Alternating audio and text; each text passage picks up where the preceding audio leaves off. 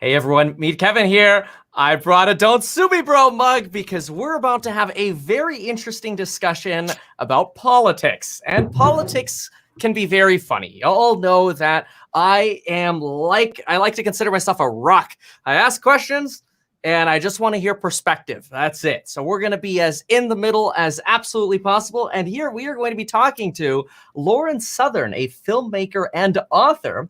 And I'm going to bring in Lauren. And Lauren, you know what? I want you to introduce yourself as well, because I know people give you a lot of introductions, and I want you to take over. Hello, it's a pleasure to be here. Filmmaker, author, Z-list internet celebrity, I guess.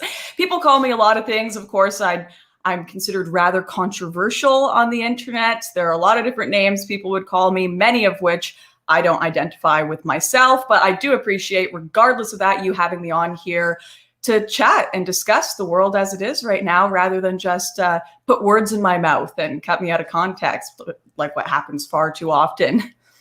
Well, thank you for coming. So just here in the pre, while I was restarting some things here because of an issue on my end, you had mentioned that the New York Times reached out to you for a story. Can you spill some of the secrets with us? What's happening? Yeah, they're doing a story on YouTube algorithms. And well, that's what they told me initially on the phone. We're doing a story on YouTube algorithms, how people grow their channels, and we would like to interview you for it. Of course, I'm always very skeptical when journalists call me, because what people have to understand is that the media require villains. You need a villain for a story. Everyone likes the hero fighting the bad guy. And if you don't have bad guys in society, no one's going to read the story. And they usually like to prop me up as said villain. And quite frankly, amongst the mainstream media and celebrities, there is a disproportionate demand for racism versus what actually exists. Don't get me wrong. I absolutely believe that if you go to backwoods Alabama, you can find yourself a racist, no problem, but that's not an interesting villain. No one wants to see Batman beating up a hillbilly. They want a Joker. They want a Lex Luthor. They want a Thanos. They want someone a little more interesting than that. And this narrative, they always need someone to cast as the villain. And so they usually like to make me, Lauren, you are going to be the white supremacist in our story. You are going to be the racist in our story. And that's just that. And I've realized it's so interesting. I've done this with The Atlantic. I've done this with BBC, all these different outlets. And they'll ask me, Lauren, are you a racist? And I'll be like, nope. And here's why, X, Y, Z. And they literally look at me and say, essentially, wrong answer. Like, that's not the answer we wanted. We'll ask you again and keep asking you until we get the answer we want, because that's not an interesting narrative. So basically, I just told the New York Times on the phone, I have no problem with doing this story, but I'm not going to do it if you're going to frame it as me being a white nationalist, white supremacist, this, that, and the other. And they said, oh, well, people have different opinions on that. And we're journalists, so we want to report the story as it is. And we'll report your side. And then we might report someone who disagrees with you on that. And I'm like, you know what? Okay, that's fine. That's real journalism. But is the New York Times themselves going to posture me as a white supremacist, white nationalist, or are you going to have someone commentating on it in the story? And he just went silent was like, I'm going to have to speak to my editors about that. We have journalistic standards. And I'm like, no, you don't. Just 2 weeks ago, Kevin Roos, one of your tech reporters, tweeted out that the Christchurch shooter donated to me. Completely false. This was reported by multiple different outlets, the Daily Dot, Mashable. And then when he realized it was false, he just deleted his tweets and posted no corrections. And this is how fake news gets spread. So anyways, I'm like, all right, sweet, go speak to your editors. I'm happy to do an interview. Call me back when you're done. Haven't received a call back since. So I have no doubt you'll be seeing another very good Lauren as the villain story in the media soon. So where does this come from? Why are they targeting you if it's not true? And just for everybody watching, remember, rocket emoji unites everyone, right? So, but why are they targeting you? Well, of course I have controversial opinions. This is undeniable. I have opinions that people have definitely postured in the media as racist. I'm against illegal immigration, which is the policy of almost every country on the earth since the dawn of time, any established state, regardless of your ethnicity or background. But that has been posed as a racist opinion. I generally lean right wing. And I won't deny, I have absolutely done interviews with, been in pictures with, been associated with people who would be associated with white nationalism. Do I agree with those people? It's not my opinion. You can't find a single quote on the internet of me saying that's my belief. But yeah, I think I just make for an interesting character for them, and caricature. That's the thing that people have to understand as well, is it's all caricatures. It's not actual people. I have listened to interviews of myself and people I know where quotes have literally been sewn together and cut together to make you say something entirely different from what you said. One of the edgiest quotes The Atlantic published of me the other day was Lauren Southern, or this was actually a few months ago. Lauren Southern said that gang rape is basically democracy because it's 9 people voting against 1 on what they want to do. This is a horrific endorsement of gang rape. Can't believe Lauren said that. Of course, the context of the quote was me saying democracy can be horrifically misused. People voting for something, the majority of people voting for something doesn't necessarily make it right or good or just. But that cut out of context without me describing what leads up to it makes it sound absolutely horrific. So people just really need to understand everything you read online is carefully pieced together, carefully curated, and can be so easily lied about, and you can get away with it, especially in certain countries where there are almost no laws holding the media to account. And before we got on here, I'm sorry, I'm taking up so much of this space, but before we got on here, you mentioned you've been in media lawsuits before as well, and you know how complex those are and how difficult they are to win. So if you don't jump on those, and a lot of the worst stuff that's been said about me online is from when I was like 19, 20 years old, and I don't know how to sue. I don't have the money to sue. So that just builds up and up and up. And there have been people that have no money, no platform to correct it, that have had their lives destroyed by media that they can't afford to and don't know how to correct. So can we talk about that? Who's suing you? Is it a corporation, an individual? What's happening? Oh no, I'm suing people. There are a few media outlets that I'm currently pursuing litigation against for defamation, particularly The Atlantic. They have quite literally just published things in a huge article they wrote about me. I think they wrote it. The initial title was "The Most Racist Woman on the Internet." Then I think they realized how defamatory that was, so they switched it to "Alt-Right Star Can't Deal with Misogyny," and this was published late last year. And I'm just going through the process to sue them at the moment, because it's amazing how much I can learn about myself from reading what journalists write about me. Apparently, I had a very wealthy childhood. My parents texted me and said that, and they were like, "No way, this is fascinating, Lauren. We had no idea we were rich." I did things and said things growing up that I had no idea happened. I actually have an email apology from The Atlantic, because in their initial fact checking, the journalist who wrote the story wrote that I regretted and found it regrettable that I married my husband because he's part Asian and I'm just a racist. So I asked her when she was fact checking, I would never say something like that. Why would you guys write that? Do you have any quotes? And she said, "Oh yes, the journalist writing this put a link to a soundbite from the documentary. Here you go." And then she listened to it and it had nothing to do with what was actually written. So they wrote an apology, sent it to me, but that almost passed through into the story, and they still managed to sneak it in somehow. But it's just like, yeah, the whole story is so contrived and so false. And even in the movie they subsequently published with it, there are interviews I did that are 2 years apart that have been spliced together to make one sentence that I say. Whoa. Wow. So, okay, The Atlantic and the Times, maybe not your biggest fans. Do you have media outlets that do like you? Yeah, but most people, there'd be alternative outlets for the most part. And you know what, the reason, I just want to reiterate to your audience, this isn't oh poor, oh me, I'm a victim. This happens to every single person in the public eye. Yes, I have been definitely portrayed very villainous in the public eye, but this is part and parcel of being in media. And I'm front loading this because I know a lot of your audience would have read a lot of things about me online that are just not true. So I want to clarify that before we jump into the conversation. I'm sorry, I've completely forgotten what your initial question was. Are there media that do like me? Yes, there are more alternative outlets, I would say, that don't really have a problem with me at all. Do you think that, well, let me ask you, why is this here? I'm going to pull this up. I just clicked on one of your recent videos here on YouTube, and it looks like you have been labeled by YouTube. This is The Truth About the Derek Chauvin Trial, and it's been labeled, the following content has been identified by the YouTube community as inappropriate or offensive to some audience.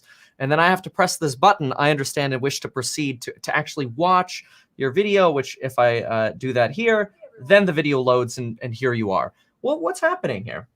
I would like to give the benefit of the doubt in this case that the reason they put that there is because I've put a video of the actual George Floyd police confrontation.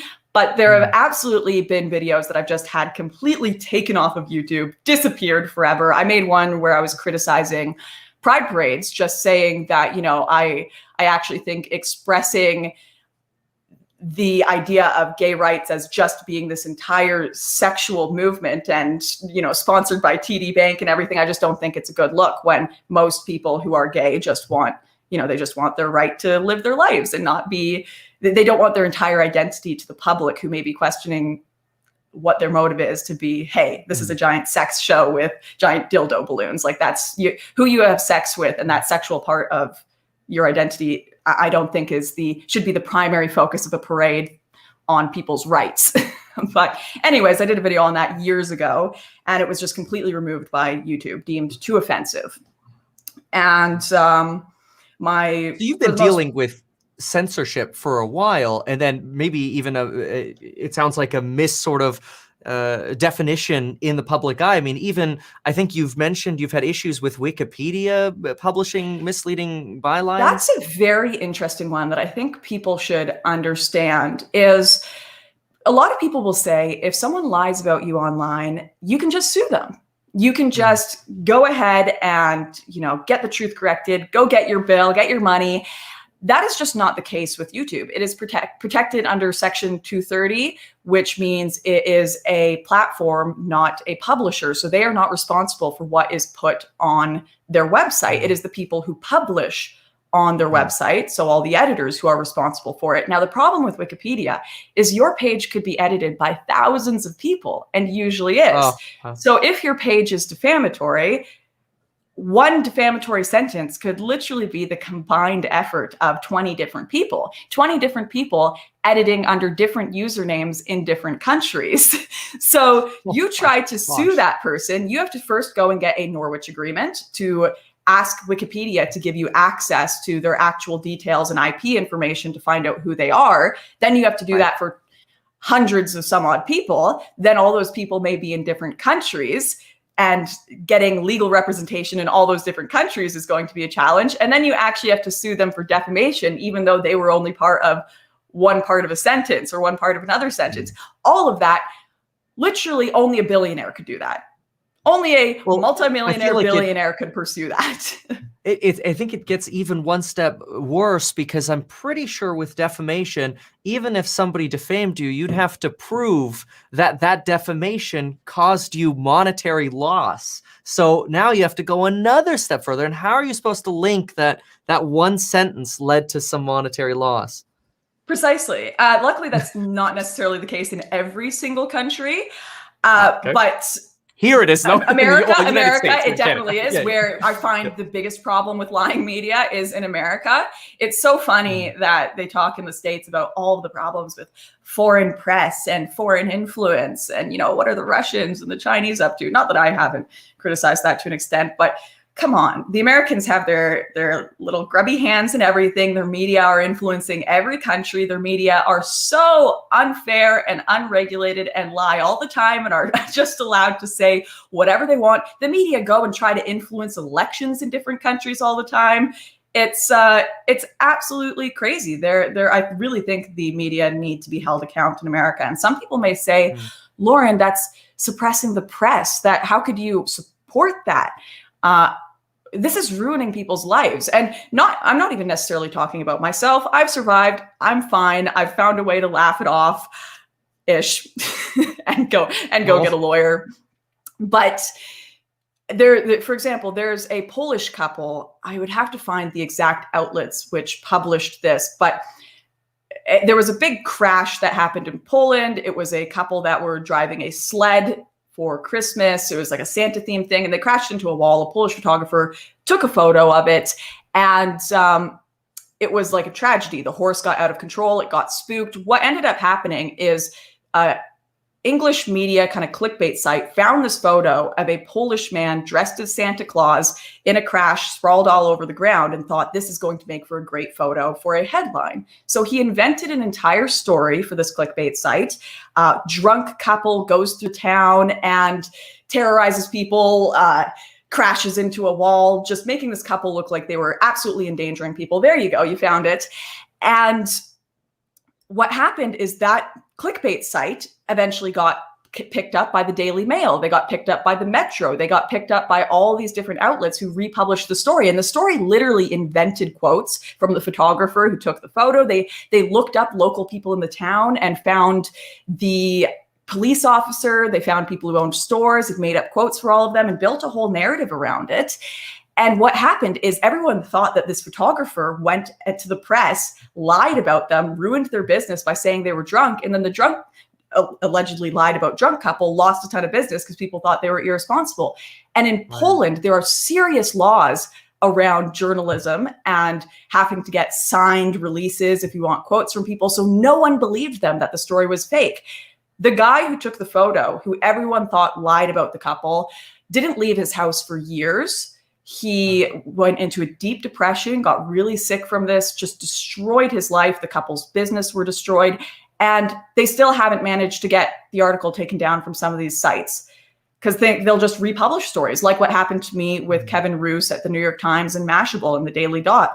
Lauren's the Christchurch shooter was a fan of Lauren and watched her videos and donated to her. Completely false. I'm not mentioned in the report once. But it just gets republished and republished and republished, and there's no recourse for it. You can't do anything about it. And once again, I can say and counter this with my voice. The average person, it will destroy them. They can't afford a lawsuit. They can't afford, and this is another class divide. Very wealthy families, if their kid goes through something like this, gets defamed in the media, something happens at school, someone's accused of racism. If that happens to a rich kid, their parents are going to be able to pay to change their SEO on the internet. Their parents are going to be able to pay for a lawsuit to remove the article. You can hire reputational firms. Look up the story of Joseph Gottlieb. I can't remember which outlet reported on it, but he paid $20,000 or some odd to have his reputation completely changed online, have all the SEO, fake articles written about him after one of his businesses collapsed, one of his business ventures, and he was looking for investors. So he just paid to get a new reputation online. The average person can't do that.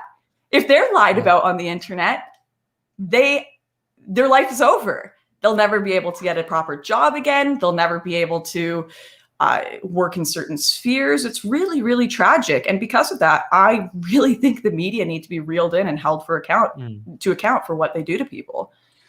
Now, there's a question here that somebody's asking that you touched on this early on, but I just want to make sure we clarify it. I'm going to put it on screen here. So Thank You Next says, why does your Wikipedia page say that you are a white nationalist? All right. Are you? So I'm not a white nationalist. I think it is entirely reasonable for European countries and countries where someone is the native group to say, hey, if we're in Japan, we want the Japanese people to remain the majority in our country. We're not against immigration, but this is a Japanese culture largely, so we want to protect kind of our ethnic and cultural identity. I think that is completely reasonable. Do I think we need to get rid of all immigrants and all brown people from America and Australia? No, that's absurd. That would mean I'd have to go chat with my husband and tell him he's not allowed in the ethno state. But my Wikipedia says I am a white nationalist because there was an article published in Huffington Post. It was an opinion piece saying Donald Trump is retweeting white nationalists. And the guy who wrote it just included a list of white nationalists and just decided Donald Trump had recently retweeted me. So he put Mike Cernovich, he put a few other accounts I can't remember, and then threw my name in that list, just threw me in there. It's an opinion piece. There was no, hey, here's why Lauren's a white nationalist. Here's a deep explainer. No, just threw my name in there. And now Wikipedia and the editors who really, really do not like me, the editors of Wikipedia, if you go look at the main editors on there, Grayfell, Guerrilla Warfare is one of them, I think. I can't remember what her name is. They all, in their bios, they have their support for Antifa, they have their support for all these far left organizations, socialism, and you go and look at the pages they edit, and I almost genuinely wonder if they are being paid by certain organizations, because they full-time just sit there and edit conservative pages on Wikipedia. That is like all they do. And they've actually, so Greyfell, one of the main editors who adds things like this about me on Wikipedia, he went and removed any mention of violence on Antifa's Wikipedia page. Every mention of violence. I thought Wikipedia has gotten a lot like more like I thought there were hundreds of fact checkers double checking and triple checking, and I imagine you don't believe that, though. The co-founder of Wikipedia came out and said it is so corrupt and biased, he is now starting his own site. Really? Oh, wow. Yeah. Okay, so maybe then that's just a narrative that I've heard that is incorrect. Yes. There's a guy named T.D. Adler. He used to edit under the name Devil's Advocate. He was a fantastic Wikipedia editor. He now writes at Breitbart, but he got booted from Wikipedia after he discovered insider editing. So essentially a mainstream individual was having a friend of his go and edit his page to take out controversial things about him to only include good things. T.D. Adler discovered this, exposed it in an article, and got booted from editing on the website because, once again, this is all insider. Reputation is no longer based on who you actually are as a person. It's now a currency. It's based on who you know. It's like being a celebrity. I made a video on this called Sainthood for Sale. You can literally buy your reputation now. Go check out socialsup.net if you want, guys, and you can check out how much it costs to go buy likes on your videos, how much it costs to go buy views on your Instagram. This is, if you can afford it, people can buy fame, they can buy a good reputation, they can pay to have, look at Harvey Weinstein, how much he was able to pay to cover up everything he did for so long, and how much he had the media in his pockets. You can buy your reputation. And if you can't afford it, it's over for you. So Socials Up is a website I imagine I'd be able to, okay, well, apparently they're down now. Maybe too many of us are clicking on it. But so there are websites. Can you scroll like this down more? Yeah, okay. Let's see. Yeah, so there you go. Look at this. Oh, wow. I could be popular for $13 on Instagram. What if I want to be very popular? Oh my gosh, 25,000 Instagram likes for $100. That's incredible. Right? And you'll see this, like it's easy to see sometimes. You'll go to a video and it'll have like 200,000 views and 4 likes. And you're like, there's something a little suspect going on here. Interesting. But yeah, okay. Reputation is for sale right now. So, all right. I mean, you mentioned, I want to go back to something you just said as we kind of led into this. You mentioned that you think it's reasonable for people of their own country to want to, I think you said, maintain their culture. So I'm going to make an example here. So Germany has opened up borders to, let's say, Turkey and Syrian refugees, and not necessarily, I don't know how to put Turkey in the same category there. So let's just focus on refugees Syrian are usually moving from Turkey. It's not always Turkish through people. There, right? In fact, they move there. That's one of the routes they take through Turkey. Perfect. So your argument is, well, I don't want to put words in your mouth, but based on what you had said, it would seem like you would side with people in maybe Germany who are like, hey, we don't want to take refugees in. And now there are a lot of people in the world that say, well, for humanitarian purpose, that is our social duty. Where do you stand on this? I'm actually not against taking refugees in at all. When I made my documentary Borderless, I actually had a Syrian refugee working on my team. He was a wonderful guy. And I think it's a great shame that in the mass amount of illegal immigration that has occurred in Europe, refugee quotas are no longer able to be properly met, because the people who are actually applying and going through the real processes to get in are being sent to the back of the line because they're dealing with so many people that have come in illegally and they don't have space for them and room for them. So you have people that are waiting 5-6 years that have done all the paperwork, that want to get their family into a better situation, and they're being put at the back of the line for people who are just jumping ahead, that in a lot of cases, you can look at the UN stats on this, are coming for job reasons and financial reasons. That's not to say it's every person, but this is statistically true, that a vast majority are coming for financial opportunity.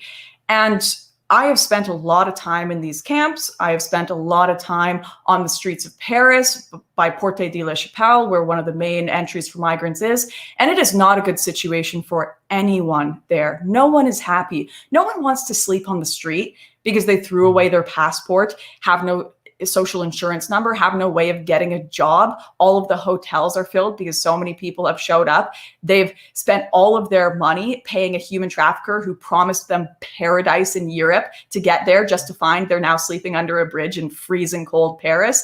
They hate it. They don't want to be there. They were sold a lie. There is only so many resources and social services available to these people. And that's just how the world works. And, of course, the French people aren't happy with that either. Because when people don't have jobs, when they're sleeping on the street, when they're disgruntled and angry with the system, a Europe that told them, migrants welcome, refugees welcome, open borders, we will take care of you. Come on, we've got all the signs up. And now they're sleeping on the streets and no one cares about them cold at night because they were too busy virtue signaling about it on social media and not actually doing anything about it.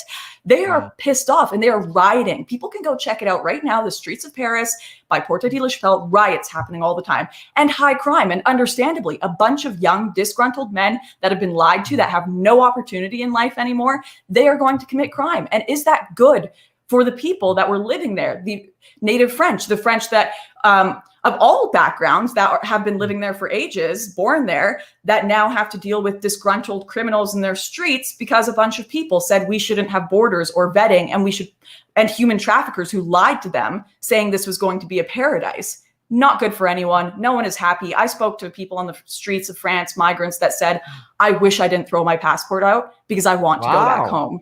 Really? Oh, wow. Absolutely. And now, is there a case for universal basic income then to help prevent this kind of poverty? Because there's a link between poverty and crime. The government can't even help their own people. Look at how America is, it's a pandemic. People need money. They think people can live off $1,400 a month that they're getting once a year. You think they're going to be able to help even more people when they can barely manage to help their own? We've barely managed to solve poverty. There are kids in my native Canada, still native Canadians, in child poverty. There's child poverty in Canada right now that is not being dealt with. You think they can help more people? And I'm not even saying that because they don't necessarily have the money. Of course, there's a limited amount of money, but the government is so irresponsible and incompetent and bad at actually helping people that you're just setting everyone up for failure by opening your borders and letting everyone come in. So in other words, what you're saying is, hey, look, if there is a government that would be capable of taking in refugees and people who need help, by all means, let's do it. But you're making the argument that one of the reasons maybe we shouldn't have a lot of people come in, refugees come in, is because the government can't even manage to help the people who are in poverty in the country already. Precisely. In Greece right now, I went to a camp called Camp Moria. You can look it up. And this is another part of it, is governments also have a right to vet who does and doesn't come into their country. And ironically, everyone actually agrees with this, as we've seen in the last few years with people that would consider themselves more leftist saying, no, if you've been to a COVID hotspot, we need to close down the borders and vet whether you come in or not so we don't spread this virus more. There are plenty of reasons why you have borders and you vet who comes in, whether they be health reasons or fear of terrorism. Of course, there are people who want to come in to do harm. Someone has a criminal record. They are a pedophile that's trying to escape charges and get into another country. There are lots of reasons why you vet people that come in. And one of the biggest supporters I have ever met in my life for vetting people who come into countries are migrants themselves. When I was in Moria, I spoke to a tent that were living together. They were Christian, Jewish, and atheist. And they were particularly living together because there were members of ISIS and radicals that had escaped when they were being pushed back in Syria that had come into the Camp Moria and were tormenting and terrorizing them. The guys were showing me scars on their head and arms after they had been stabbed and attacked at night. People there all over. When I arrived, you know what happened in Moria? I had all of these migrants grabbing me. Lauren, please, we are begging you, tell the actual story of this camp. because all of these journalists keep leaving, and they are refusing to report on the extremism going on here. They were refusing to report how we are not being fed properly. They were refusing to report how the refugee process has now become so corrupt. People were paying places, I don't want to get the wrong organization here, but government workers and people working with places like Doctors Without Borders, I'm not sure if it was exactly that organization, but the doctors were having people pay them 500 euros to give fake medical reports to send them to Athens, because they were first being sent to Moria, which is on Lesbos, an island right off the coast of Turkey. And of course, they want to get to mainland Europe. So if people could get $500, they could go pay a doctor for a fake medical report saying they needed a surgery at a hospital in Athens, and then they could go through the next step. So they paid $2,000 to a human trafficker in Turkey to get to Moria, where they then have to pay more money to get to Athens. And then when they get to Athens, they pay to get a train up to Paris, and they get to Paris and they end up sleeping on the streets in the freezing cold, depressed, wanting to go home. It is so sick, and the only people making money off of this are the illegal human traffickers and the NGOs, who know this has been a failure, such a failure that Moria got burnt down just a few months ago because the people living there were so sick of it. Now, for the people who don't understand, can you talk about non-governmental organizations, the NGOs, a little bit? And how do they fit into this? Yeah, so non-government organizations are the people who are basically like Doctors Without Borders, medicine. Sorry, I'm trying to remember the... there are so many legal middlemen, like, because they're the traffickers who are illegal middlemen, but then your NGOs maybe are like the legal middlemen. The legal middlemen, yes. And there was a ship called the Aquarius, which I protested, and I got in a lot of trouble for doing this because they were sending boats out to the coast of Libya where they were picking up migrants and bringing them back to Italy. It was completely illegal. The ship actually got shut down later for illegal activities and was under investigation by multiple governments, because you're allowed to go out and save people who are drowning. In fact, it's the duty of any ship to do that, and I absolutely support that. But what this ship was specifically under investigation for was they were saying actually they are in contact with the human traffickers and saying, we will go and pick them up and find them. At this point, you tell us where the boat is going to go and we'll arrive there. And this is something we found when I did my documentary Borderless was very common. We had NGOs tell me, in the documentary, you can go and watch it yourself, that they have angel traffickers that would go out and pick people up, that would go out and talk to where people were going to be on shores. And I want everyone watching this to understand, like, I have watched and been a part of every part of this process. I have sat on the beaches of Turkey with migrants waiting for ships to come while the gendarme helicopters circled above, and we're all hiding under olive trees while lights come down and try to find us on the coastline. Like, I've watched all of this from the very beginning, spoken to people involved at every level of the process, and this is not good. The boats that come out from the NGOs, they are incentivizing more human trafficking. The human traffickers get to say, oh, this is a absolutely successful mission. We send you out, and this boat then comes and picks you up and brings you back. And we've got our whole ferry service going on. And it has been proven that stopping these boats going out and grabbing people and just shutting down the borders entirely completely reduces drownings, because people don't go out in the first place. That young boy who drowned, absolutely horrible, that was taken, a photo was taken of him on the beach of Turkey that everyone saw in 2016. It was three human traffickers that were charged with his death for sending him on a journey they knew was going to be unsuccessful, on a boat they knew couldn't make it across. And we are not talking about the problem with these human traffickers doing that. In Australia, the reason they completely shut down the borders and said, nope, we are not going to get these boats, is because they did studies on this and discovered that they now have gone down to 0 drownings. Wow. After they brought in those policies. And then you can go through the proper processes to get refugees and meet your quotas and actually help them when they come to Europe, because you have the resources set aside and the systems set aside for them, rather than bringing them to Europe to be homeless and sleep under bridges. Now, these individuals being able to essentially get trafficked in, essentially what they're doing, the big mission is get across the border, kind of, in America, like Florida with Cuba, we've got wet foot, dry foot. Is it just a big thing of get across the border, get in, and good luck, you're in America, you're in, Germany or Paris? And why not the legal process? I can't speak for the American situation because I can't say I've been on the ground there and actually been on the border and talked to people. And that's a big problem I have with journalists these days is most journalism is done from people's basement while eating hot chips, and they just go read something someone else has written and then rewrite it in their own opinion. That's like 99% of journalism you read online. Oh my gosh. Yeah. I'm not kidding.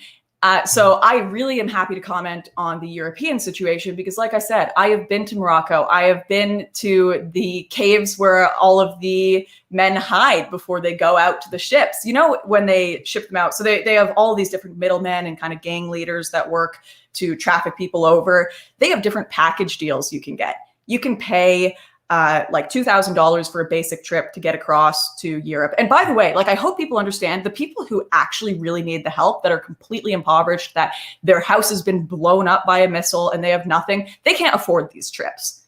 They cannot afford to get to Europe. It is mostly like 99% young fighting aged men. And not to say that there aren't men there that absolutely are trying to leave horror, that have had terrible things happen to them, that have really struggled.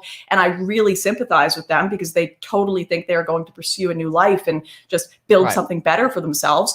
But this is not, when I've been to all these camps, for the most part, especially certain routes like the ones through Morocco, where it's the more difficult ones, it's mostly young men who can afford it and who can manage to make the journey. Because, you know, some of these are climbing over fences while dogs and guns chase them into Malia, or sorry, not Malia, Ceuta. This is a Spanish enclave off the coast or in Africa. So they try to get into that Spanish enclave. And then once they're there, it's good. They can't kick you out. So they do all these different missions where they run to try to climb over the fences, and whoever gets over, golden, you're in Europe. Now they can't kick you out. You have to get a representative. So these are only the kind of things that young men can actually make and achieve. Anyways, so I've been to these camps. I've spoken to these people. I've spoken to the traffickers. You can pay a $2,000 fee if you want to go right across. And this is euros. So this is a lot more than American dollars. You can pay a 5,000, 6,000, 7,000 euro fee if you want a multi-trip package. So that means you keep getting to go on a boat until it actually makes it. Because a lot of the traffickers know most of these boats won't make it. They'll get caught by the Moroccan Coast Guard or the Turkish Coast Guard, or they'll sink halfway through. So you can get a package where, or the mission will get compromised, and, you know, the boat will never show up in the first place because they got worried about security that was out there. So these people are getting massively screwed over, but you pay the bigger fee, then you can get that multi-trip until you make it package. There are packages across the Turkish-Bulgarian border where you get food involved, you get what kind of truck you want to stay in. It is a whole business. And at the end of the business, part of the reason these traffickers have them destroy their passports on the way in, they tell them destroy your passport so you can't be deported. I genuinely think part of the reason is so that they can't get back to kick these traffickers' asses for lying to them about what they were going to get in Europe, lying to them about what the journey was going to be like. Wow. So this multi-package, I mean, this is really, it's almost like you're going to the carnival and here you got 3 shots to try to throw the baseball and knock over the clown or whatever. Like it's literally just, it's an upsell on you trying to get to freedom. Yeah. And it's really, really sick. It's really sick. Yeah. And people are trying to make money on this at every level.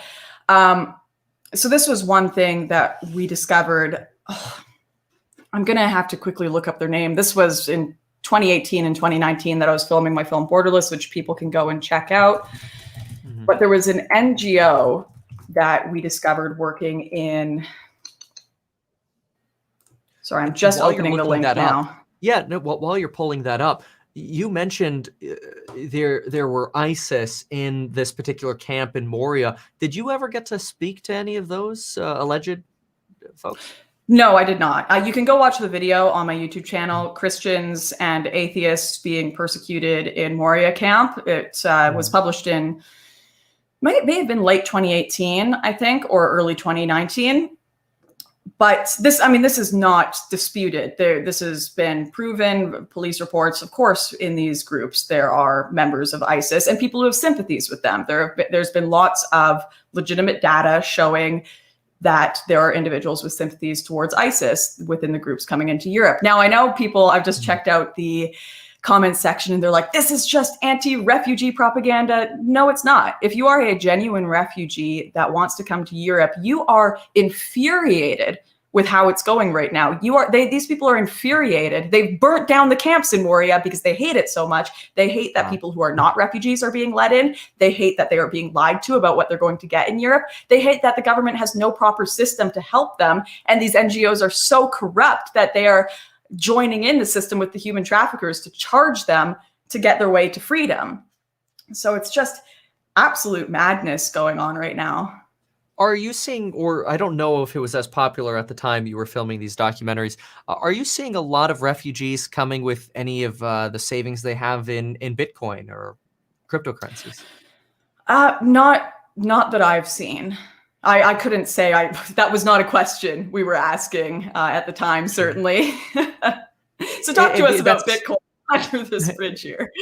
Yeah, it seems to be a thing now that people are saying those who are fearful of the currency in their country are just trying to get into Bitcoin, so that when and if they decide to leave their country, they could just put a few USB drives in their bags or around their neck and try to make it to a new life. Yeah, absolutely. I would say, though, that, what we see as valuable versus what a lot of these people see as valuable, certainly on the other side of that border between Europe and Turkey and Morocco, are very different things. They value your ability to survive, your ability to be street smart, your ability to negotiate and bargain and have some sort of cash position that you can. No human trafficker is going to be asking for Bitcoin, really, I think, because that's not that it's necessarily traceable, but it's just not. A lot of this is these are all makeshift camps. In Morocco, some of the camps, they literally get destroyed one day and then they go and set it up somewhere the next day and they do this constant repeated dance around. So these people are not sitting on computers. Yeah, this is the government. They're not sitting on computers being able to track their Bitcoin or really even understand what they see of Europe and what they're going to is very different than what the reality is. They see the refugees welcome videos. We'll welcome you here with open arms. Everyone's a rap star. Everyone's, living the high life. They're seeing the fake photos and selfies people put on Instagram. They think it's an absolute paradise in Europe. And rightly so. That's the BS we all put out online. So they aren't necessarily seeing the stories of, hey, there's riots in the streets. There's homeless migrants all over the place. People are burning down Moria camp because they're so dissatisfied, because that is not on the headline of CNN. The headlines of CNN are racists are trying to keep you out, but we actually want you in and you are just going to have the life here when you get here. That's just not the case. Let's touch on that for a moment here. Last summer, obviously, there were a lot of racial tensions, right? Sort of as a couple months into the pandemic, a lot of issues around, I'll let you speak to this. I don't want to introduce it too much. We've had race riots, and I want you to maybe talk about this a little bit. So the George Floyd situation? Sure. You want to discuss? Let's do that. There's so much there. There's so much to unpack there. You're going to have to be a little specific. Let me come up with some more specific questions, being as neutral as possible. So, obviously, we have a potential. I don't even know how to say this. We have big issues in the country. Are racial issues in the United States a cause, or are they resulting from, poverty, or is this like legacy dependent? Is this media? Where's this coming from? Is this from people, the media? What's happening? A lot of people want to simplify these things into easy answers. Everyone wants an easy answer to a question. Everyone wants an easy villain, but they're not easy questions. The truth is, absolutely, there are racial problems in America, and problems that Black people have with America that are completely legitimate. I mean, they were brought there against their will to a country that had completely different values than their own, that, wanted them to conform to a type of civilization and society they didn't necessarily want to be a part of, and then is constantly asking them to conform to that. That racial history of persecution I can absolutely imagine follows them to this day with frustrations and anger. Now, every group has some sort of persecution or awfulness in their past. Almost every race, ethnicity has been slaughtered in some way, enslaved in some way, tormented in some way. I think to the history of my own grandmother, who was a war orphan herself, who was sent to Australia as a war orphan from World War II, and then was terribly abused in her home and had to escape to Canada at 16 years old on a boat. I think of her story, and I think, we all have these situations in our past that are complex. And I think that's where the conversation has gotten so muddied and caused problems in the media is, yes, Black people's experience and oppression is relevant and legitimate, and it is worth having a conversation about how that affects them. This is still not everyone who is Black is oppressed and everyone who is white is privileged conversation. We have unique histories, unique pasts that affect us in different ways. And, I actually think there's a lot more in common between a poor white person and a poor Black person than a wealthy Black person and a poor Black person. We've spent all our time focusing on our differences, what makes us. My husband and I talk about this a lot. He's like, I don't understand why in this country where we are so divided, we spend all our time talking about you're a male and I'm a woman, and this is why I should hate you, and this is what makes us different. You're white, I'm Black, this is why I should hate you, this is what makes us different. You're gay, I'm straight. We are constantly just uplifting conversation about our differences and never talking about the things that unite us, and never talking about, hey, actually, you're American, I'm American, you're Australian, I'm Australian. This is the goal we want. We want better communities. We want happier communities. We want to deal with poverty. We want to deal with the amount of violence against everyone. Tony Timpa, who was a white man who was killed in, I believe, 2019, just a year before George Floyd, died in the exact same way as George Floyd, and police officers were joking about his death right after it happened. Didn't see riots about that. Didn't see this becoming a conversation about everyone that dies in this way when it comes to police violence. Why can't a conversation around police brutality be about Mexicans or Hispanics that are killed by police, whites that are killed by police, and Blacks that are killed by police, especially when it comes to the proportion that you are actually confronted by police? You're just as likely to die in said confrontation. And the framing of this narrative, I think, has been really, really just not a great idea and a recipe for disaster. But I will also say, I interviewed Hawk Newsom, the leader of BLM New York, for my movie Crossfire, and he made some very, very good points where he said Black Lives Matter and Black people have been protesting and rioting for change in policing for a very long time, or protesting peacefully, rather, for a very long time. Why is it suddenly when we start rioting, when we start burning things and smashing windows, we're finally getting what we want? Why is it that we only got a ban on chokeholds when we burnt Minneapolis to the ground? What does that tell us? What does that teach you? It teaches you that the only way to get political change is to riot. And that is not a logical conclusion to come to at all. Did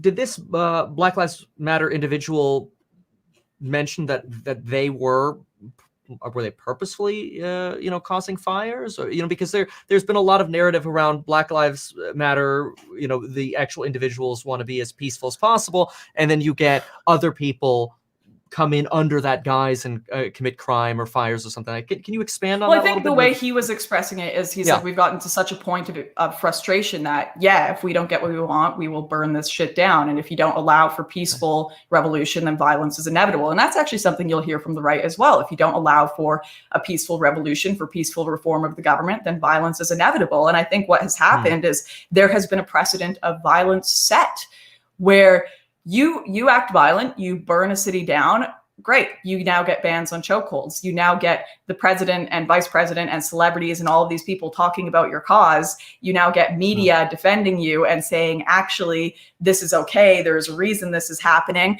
And I do also think that to an extent that did lead up to things which happened at the Capitol, where people are like, okay, well, if this is the new language of politics, If violence and smashing things is the new language of politics, and that's what we've been told is okay by the media, well, we're going to do it too. We're going to speak that language too.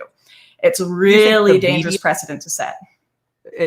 And do you think the media set that precedent, or are you saying Black Lives Matter set that precedent that led to? We literally saw CNN anchors standing in front of fires, saying, like a literal like burning fire behind them, saying, "This is a peaceful protest." You had articles come out that said in defense of rioting and why this is okay and why expressing it. You've had media all over the place defending this and saying it's okay, or minimizing it and saying, let's just not think about that. Let's look at the 93% of protests that are peaceful, which obviously isn't the problem. And here's what a lot of people don't think about when they say, okay, well, this is a collective expression of people's frustration. Sure. Whose stores are getting burnt down? Whose communities are getting terrorized? Who's getting shot and being killed? A lot of Black people who you're supposed to be standing up for. It's Black communities that are getting burnt down. It's their businesses, their livelihood that are getting destroyed. And this is a conversation that America is far too uncomfortable to have right now. But is it poverty that causes crime, or is it crime that causes poverty? Yeah, well, I was hoping you would answer that question. Yeah. And this is something that I talked about in my documentary, and we interviewed criminologists, we interviewed people who have lived in communities like Detroit throughout their time and their kind of decline. And there's absolutely a huge correlation between crime causing poverty. Businesses move. They don't want to be in a high crime neighborhood. They don't want to be there. They families that have kids and see a future for themselves, they're like, I'm getting out of here. There's no way I'm staying in a high crime neighborhood. And then the people who suffer are the people who are too poor to be able to move. And they have to, this was another thing that was talked about. We talk about high police presence in communities. One of the largest correlations between high police presence isn't actually the racial demographic of a city, but the amount of times they are called to come to an area, the demand they have by the people who live there. And that's something that is so not talked about. The peaceful Black citizens who want the police there to protect them, to protect their businesses that are getting robbed, their businesses that are getting looted. And they are saying, please, we want you here. Please come help us. So there is a very high correlation between the amount of police officers in a community and the amount of demand for them there. And this is something that I saw when I've gone to race riots before in the States. It was back in 2017 or 2016. It was the last time I went to one, but almost every person I spoke to there was saying, yeah, I want the police here because I've got my kid running and playing around on the playground and I don't want violent people hurting him. My house got burnt down in this race riot and it was tragic and I'm crying here. And how is this helping Black lives? This is horrific. So I know that's an uncomfortable conversation to have because people are so scared of criticizing Black Lives Matter. And I do understand there are peaceful Black Lives Matter activists, absolutely. And this isn't necessarily the majority, but you don't get this under control. You know what wasn't the majority? People going into the Capitol. Way more people, millions of people were outside just at the talk that was going on with Donald Trump. The vast minority were the ones that were in the Capitol. But what did the media talk about all day? What did the media make the story? That was not the reverse when it came to Black Lives Matter. And this is why it's important to talk about and deal with that radical minority is they are the ones that are hurting people and affecting people's lives the most immediately.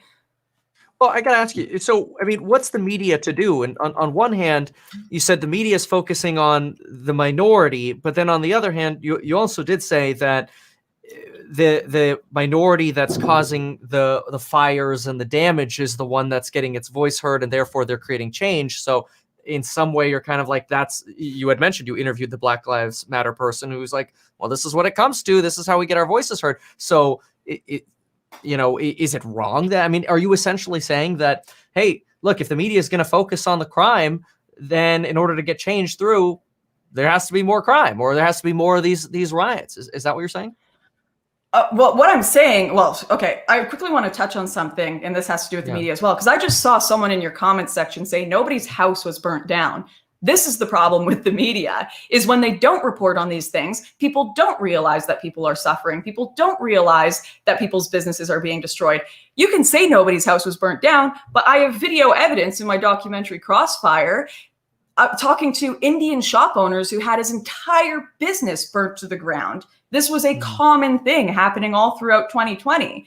Lots of videos online about people whose businesses were totally destroyed, whose homes were destroyed. This is not a conspiracy at all. There's video out there. It's just not being reported on. And then what happens is people see people like me arguing about the riots and complaining about it, and they assume it's just racism because, oh, she just hates peaceful Black Lives Matter activists, because they are not seeing what is actually happening on the ground. You don't get the proper reporting. That causes outrage. That causes dissent between people. That causes severe misunderstanding. And this happened. This is the conversation that I think you watched my video on Derek Chauvin, where it's kind of restricted by YouTube. And I lay out all the reasons Chauvin might not be found guilty of murder. Those reasons have not been laid out by the media. And if you don't lay those out, and instead you accuse it or say it's because of a system of oppression, people feel helpless. They don't know what to do. There is such corruption. The only thing we can do is burn this all down. And I don't disagree that there is corruption, but when in this case, there are legitimate reasons that Chauvin might not be found guilty of murder, and it's not the right thing to focus your efforts on. If your effort is, we want a ban on chokeholds, so we don't want Chauvin to be able to do that in the first place, well, you need to do that, because you can't retroactively go back and charge someone for doing something that their police department actively asked them to do. If you want change, you have to focus on what can actually be changed, not focus on sending someone to jail for murder when they did what their police department asked them to do. So you need to focus people's efforts and anger in the right ways. And the media are not doing that because they are out there to get clicks. They are out there to get money, and they are riling people up over things that aren't necessarily true. Look at the Jussie Smollett situation. The media were not critical and just went in full-fledged. Yep, we absolutely believe you. Here you go. Bam, bam, bam. Proof of horrific racism. And then it riles people up and gets them really, really angry. And that's not to say racism does not exist. Of course it does.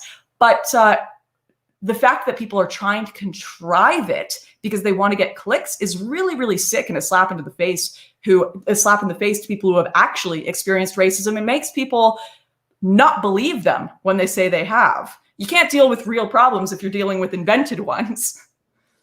I see. So I to maybe summarize your argument, and correct me if I've got this right or wrong, rather, is that the media is focusing on highlighting certain pain points that may actually not be the correct pain points. If you've got, for example, a pro-Trump movement and 90% of people go home peacefully, but the media is focusing on the 10%, they're actually not legitimizing the entire movement because they're just focusing on maybe the smaller minority. And you disagree with the media on that, but then the Black Lives Matter person, which you referenced, said, well, it's that 10% that basically gets the job done. So could you clarify maybe that? Yeah, well, in the case of that, I would say that there needs to be, absolutely, I think they needed to talk about what happened at the Capitol, but to characterize that as the whole movement, and this is what Trumpism is, and Trump caused this, and da-da-da-da-da, that is disingenuous. As it would be disingenuous to characterize all the Black Lives Matter movement as just rioters. What I'm saying is report on it honestly. Just that. Just report on it honestly. Say, yes, the majority of people at the Capitol were peaceful, but there was this violent minority. We need to talk about them. Let's discuss that. Yes, the majority of BLM protesters were peaceful, but there is this violent minority. They need to be talked about. They need to be addressed. We were not seeing that side of the riots being addressed to a fair level, to the point that you have people in your chat that literally don't think there was destruction from the riots. Okay, I want to go back to policing for a moment. Do you think, racial profiling is now illegal? Do you think that that profiling is still occurring, or is this, as you said, police are just in maybe higher poverty areas more often, and maybe minorities happen to have a higher percentage of being in poverty, therefore there are more police interactions with people who are minorities? I have no doubt that racial profiling is a thing that exists. We actually reported on this in Crossfire as well. We gave all the arguments for corrupt cops. We gave the arguments for people that had been found that were racist within policing communities. Do I think it is the majority? No. And for the most part, when we spoke to cops, it was cops of all different ethnic backgrounds that were saying there's actually a profiling that is going on by the media that is almost worse, where you have, once again, like Tony Timpa, who was killed in the exact same way as George Floyd, and that isn't talked about. But when it's they only report on it when it's a racial situation. So if it's a white woman killed by a black cop, that doesn't become a huge story. If it's a white man white cop that kills a black man, that becomes a massive story, and they frame it as racism. They don't frame it as this is a problem with policing, we need to adjust policing. They frame it as racism when there has been no racial motive proven, no racial motive found in the George Floyd case at all. And that is important to talk about. If you are going to portray this as a racial attack and there's no racial motive found there, that is just stirring up anger. That is stirring up conversations about people thinking that the entire system is racist and evil, and that is not helping bringing legitimate change. It's misreporting the situation. Do I think the situation where I wish I could remember her name, but there was an Australian woman that was killed by a black police officer not too long ago as well. Do I think that was a racially motivated attack? No. I think a police officer probably wasn't trained enough, made a stupid decision, and we need to talk about how we can fix that. Do I think the Derek Chauvin incident with George Floyd was a racially motivated attack? No. And we need to discuss the rules around chokeholds. We need to discuss how that situation was addressed, how we can improve the police. Sure. But framing racial situations that are not racial attacks is not helping the conversation. It is obscuring what could actually bring change and bringing more animosity between communities. If there is a situation where you can prove it was a racially motivated attack, where you can prove it was profiling because of their race, absolutely. Let's have a conversation about that. Let's see how we can address that. But I get really frustrated when I see things being posed as racial attacks when they are not, just because it gets clicks. Well, speaking of that, there's a lot of discussion on even social media that it's common for media or social media to race bait. And the question there is, who is at fault for that? Is it, and this might be a chicken or the egg dilemma, is it the media's fault, or is it society's fault for clicking on that? Because the more society clicks and votes with their views or reads or whatever, the more the media does that because it's more profitable. What's the root of the problem? There is a conversation to be had about people's personal responsibility to educate themselves and look at all sources, for sure. But I would also say the average person doesn't care that much about the news. We only have so much we can do in our own lives. When you have kids, when you have a job, when you have a real life and you're not just living in the internet world of cults and fandoms, like when you're engaged in real life, you don't really have time to keep up with every single news story that is going on. When there's so much going on in the world, we are demanded to have an opinion on every single topic. That is really dangerous, demanding everyone take a stance, because no one has the time to educate themselves on every single topic. So saying you must have a stance on climate change, you must have a stance on refugees, you must have a stance on BLM, you must have a stance on the military, having a stance on every single topic that is strong and educated for most people is just not going to be possible, and you're not going to be making super wise decisions. But I would put the onus far more on the media, because they are the ones that like to portray themselves as the educated class that is bringing the data to the people, and the people are trusting them. It is their job. They're trusting them. I don't have time in my life to investigate these stories because I am raising kids. I've got a different job. I'm the one who's picking up your garbage cans while you write my stories. I'm the one who is serving your food at the restaurant while you write these stories. I am trusting you to bring me that information. And that trust is totally being abused. People are realizing, actually, yes, I can write a story, but I can also tweak it a bit to manipulate it to make the world how I want it to be. I can just tweak, and everything you read online is manipulated. Every story, even before we put out this video, you quickly asked me, I've gone through a few titles. Which one do you think is better? And every YouTuber does that. What title is going to get a few more clicks? What title is going to maybe bring people in to have a better conversation? Sometimes that's for positive reasons. What title is going to be, make people the most open to conversation?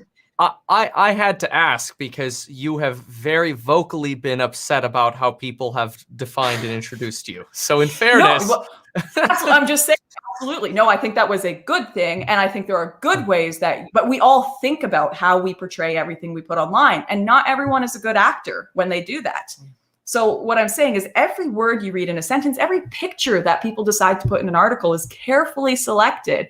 And not everyone has the same moral compass as you, and I think this is far more dangerous, they think what they are doing is so important and the cause they are pursuing is so important that it is more important than the truth. It is more important that I make my political beliefs pushed forward than telling people the truth, because the truth maybe is dangerous. There was just a New York Times article published saying critical thinking is actually dangerous. They published that. Critical thinking is leading to people disagreeing with the mainstream narratives. And,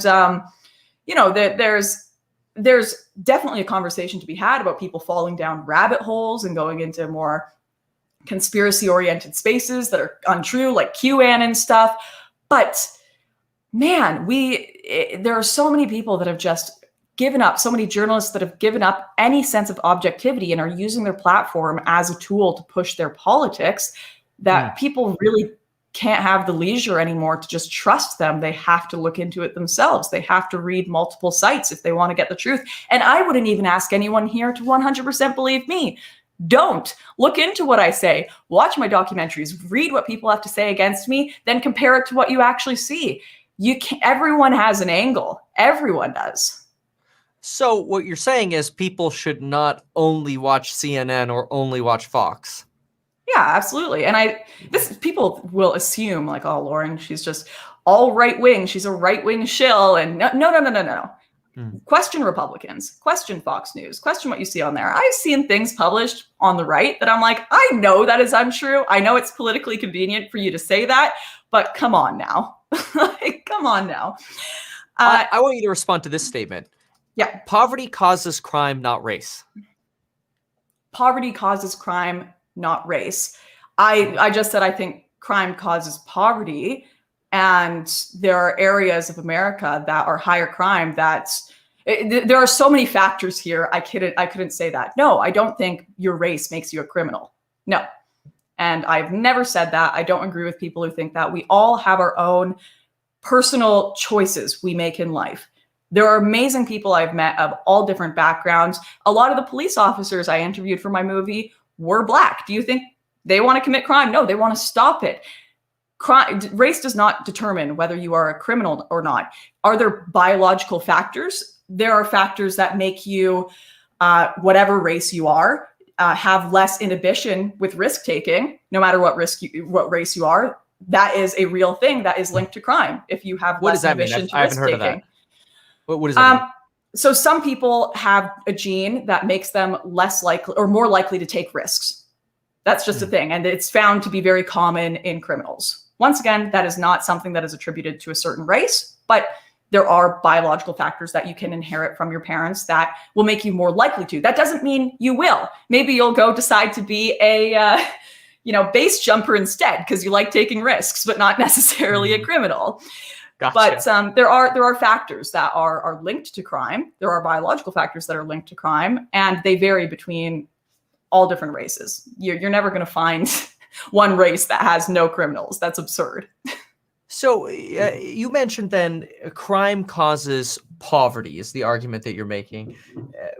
What couldn't it be the other way around though? I mean, isn't the whole reason people would need to take because they're poor? There is a factor and an argument for that. You know, we've all seen Les Mis, I just want to steal a piece of bread because I'm hungry. Like, come on. And that happens in the real world. But there are places that are completely impoverished, very poor areas and villages in the world where you will not see a single person committing a crime. So it's not necessarily a 100% link every time. I think there are multiple factors. And I know I've talked to my husband a lot about this. I know you guys know absolutely nothing about him, but he's very well traveled. He has been to every single country, spent a lot of time working in poor countries. And he's like, some of the most peaceful people I have ever met in my travels are people in extremely poor rural communities in the third world. They, you know, they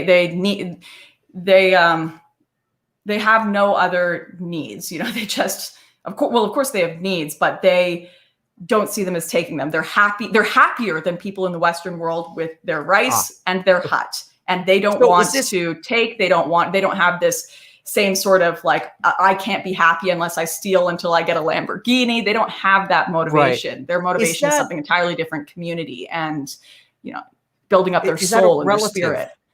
So, I mean, to what you're describing, is it potentially relative, though? Is it possible that when you go to downtown Detroit and you see these beautiful penthouse sky rises, well, the penthouse is at the top of the sky rises. That's a very interesting point. Right, okay. That's a far more interesting conversation. Is it because there's that comparison there? And this is another argument I would say is you see a lot more crime in developing countries than in third world countries because there is that opportunity and comparison. Developing. So they're like I know this is like an outdated system. No one wants to say first, second, third world anymore. Right. Whatever. But no. I mean, say that because I mean, third world and developing have now. So second world, kind of in between. They're almost making it, but not quite. They're not like rural, nomadic, middle of nowhere tribe, but they have a bit of wealth that has made it there compared to slums. You see a lot more violence and crime there because there's that. I think you made a really good point, that comparison. Oh, I can see it now. It's right around the corner. All I have to do is get into the hustle to get it.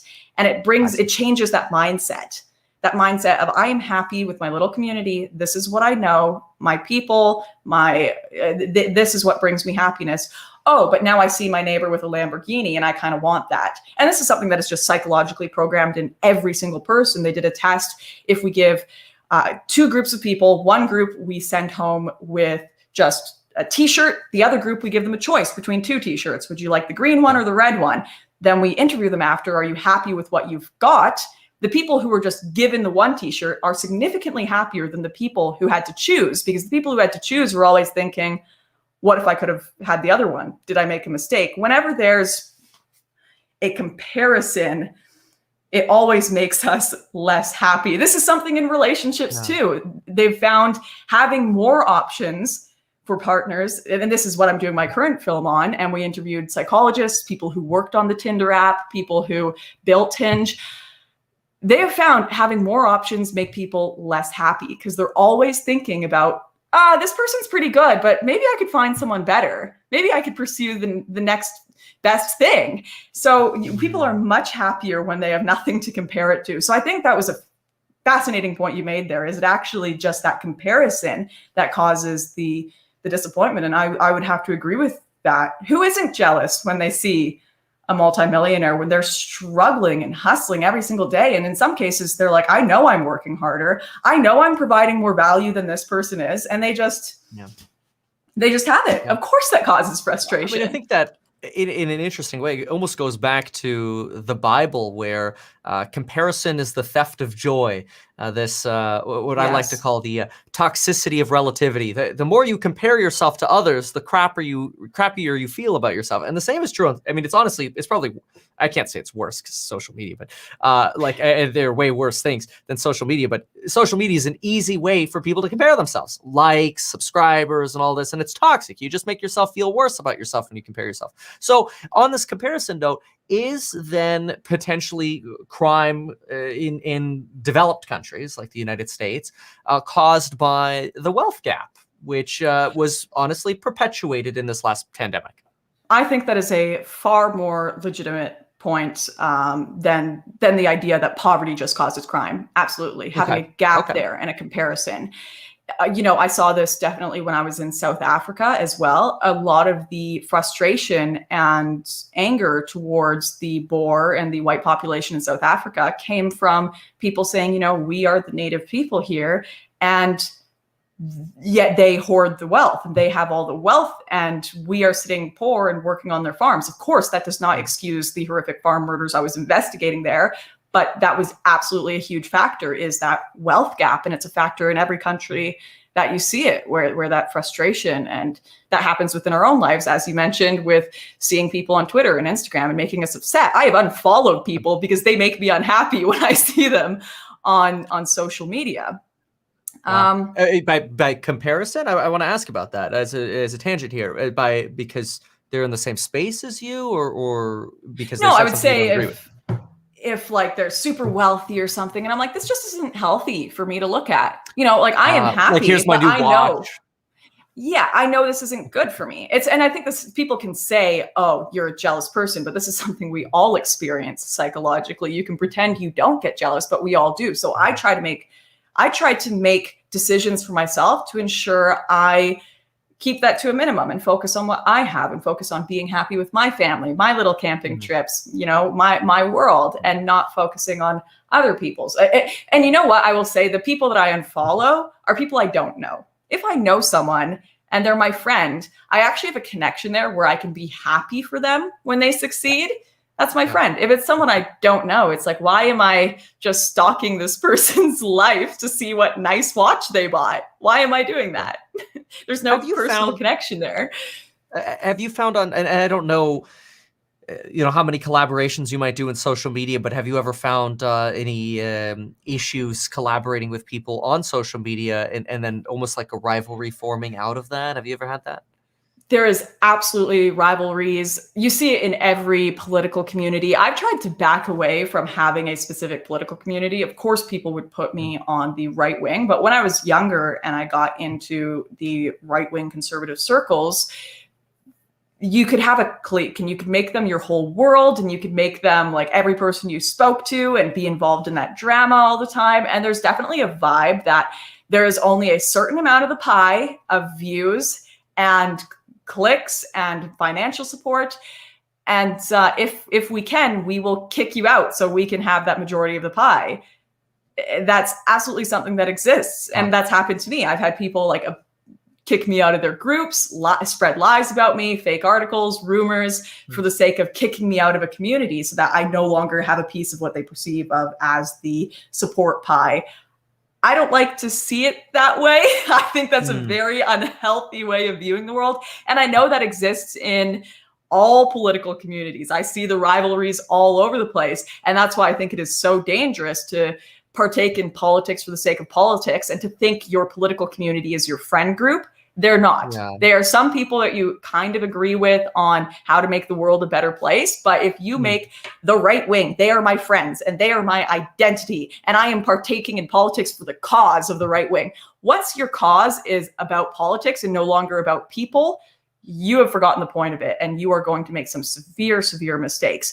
You shouldn't partake in politics for the sake of pursuing a political cause. You should partake in it for the sake of making a community and an actual people happier and better. Is that why you went into politics? I mean, it seems like you'd have a much simpler life if you just stayed out of it. Oh, yeah. And I look back at it sometimes. This is a world, I won't lie, I've looked back at it and said, there are a lot of different paths I could take, and I genuinely wish I took them sometimes. But I know I also met my husband and had my child through being involved in all this craziness in my journey. So I can't say I regret it, but there's also no going back. Once you've gone public and made your politics known and clear, certainly in my sphere, there's no going back. You can't go into another job. You can't get another career because I am the crazy white nationalist chick on media. The only place I have to go is forward to try to keep talking to the people who are willing to listen to me and hear what I am actually saying, rather than allow someone else to write my story for me. But you dispute that label, but you just used it. Sorry, that's what I'm saying. That's the label that the media have put on me, and that's what most people see it. So but you I have to keep going forward and telling my story. Right. But isn't it possible that by echoing it, it gives it more potential validity? That's a big question. I've always asked myself if, should I even bother responding? But the unfortunate truth is that a lot of these media outlets that have called me this name have a bigger platform than me. And so I did try for a long time to just not address it, but that doesn't work either. It's a constant barrage. What I've noticed in the political warfare, and this happens on both sides, Yeah. They will keep throwing labels at you until something sticks and takes you down. Doesn't matter if they're true, doesn't matter if they're not. Maybe some are, maybe some aren't, but they will just keep throwing them until something sticks and you are canceled and you are out and you're not able to get interviews anymore. You're not able to get any audience anymore. And it's a tactic. It's just it's a war of attrition. And if I don't stay out here and tell my side as well and tell my story and actually put out, good content, what I'm actually trying to say and communicate to the world, then someone else will write my story for me. And no one else should be writing other people's stories, because no one knows your life the way you do. I want to ask you about the return of Donald Trump. Earlier you mentioned maybe American politics. I think it was when we were talking about wet foot, dry foot wasn't something that you wanted to touch on. Are you comfortable talking about Trump versus Biden? For sure. So what's your take? Let's start with the stimulus programs. So you had earlier mentioned that the government is incapable of helping. Right now, we've got in America eviction protections where people aren't getting kicked out of their homes. We've got mortgage forbearance programs where people don't have to make their mortgage payments. We've had a few stimulus payments. They've been relatively small compared to other democratic countries.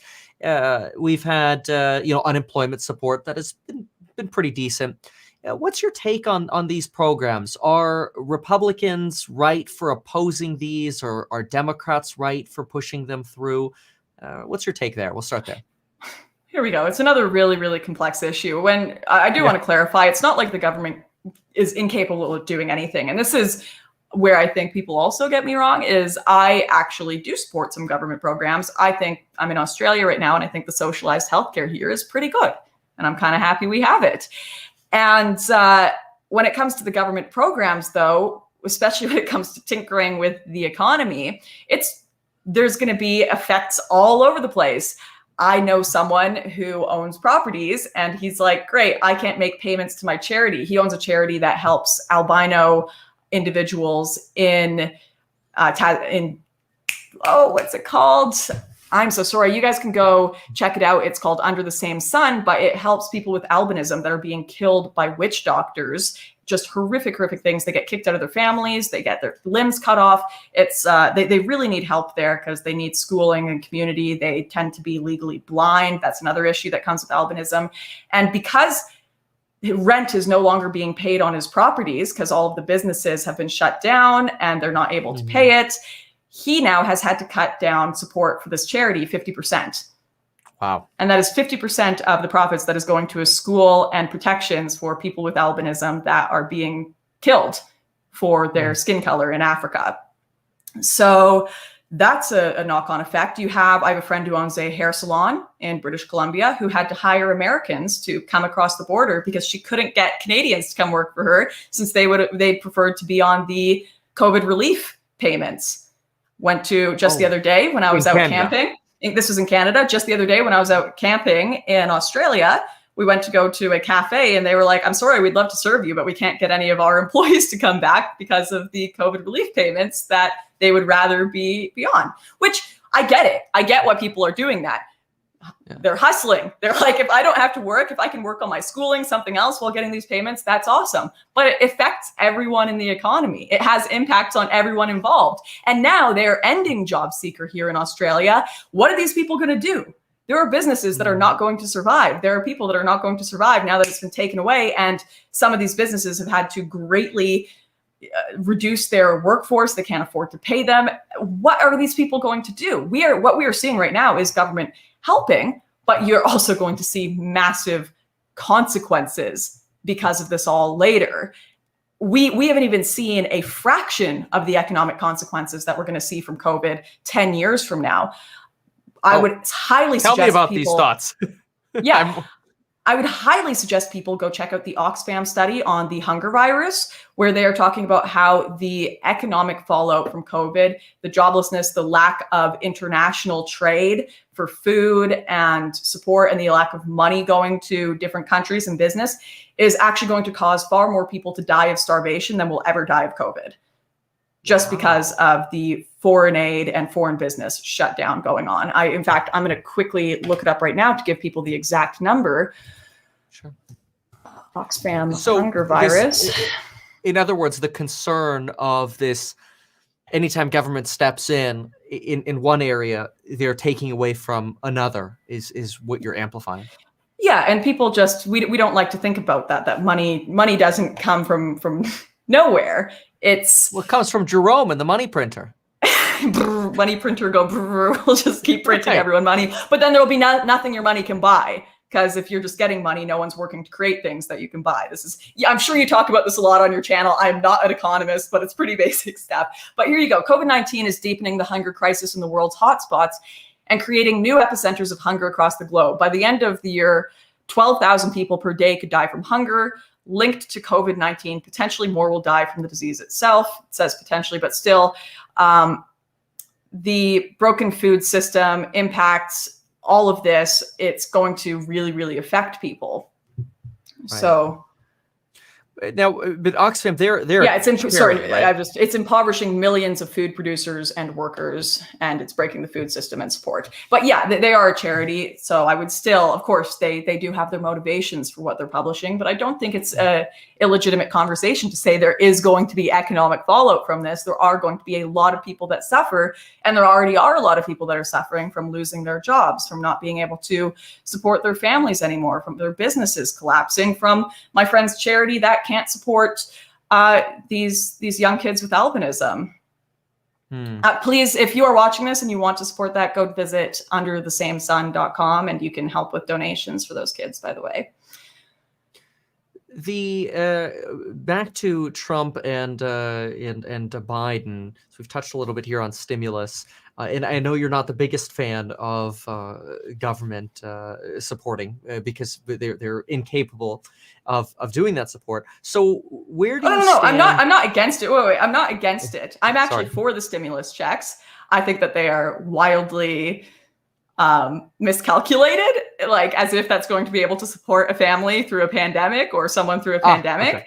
And I would also say that I still think they're completely irresponsible and there are going to be consequences for this, but that's where I stand. Wait. Okay, so too little money in the checks, but who's irresponsible? The government's being irresponsible on other spending, or? Yeah, I would say, well, for me, I would say maybe don't take it from people in the first place. In a lot of ways, I think there are a lot of ways that they could help businesses, reducing their taxes, reducing people's taxes throughout this pandemic, and then supporting the people who are genuinely out of work. If there is a job that they can do, maybe subsidize it while they're working at said job if it's not making enough. But I think that the way they are doing it by just giving it to everyone instead of maybe cut out the middleman, don't take the money and then give it back. That's a bit silly. There are better ways to do it. And also, I think we look at the COVID relief bill and all of us can logically say only a tiny fraction of this is actually going to relieve people from COVID. And the rest of this is going into buying fighter jets and gender programs in Pakistan. Bit of a problem here. Maybe we could spend that money better.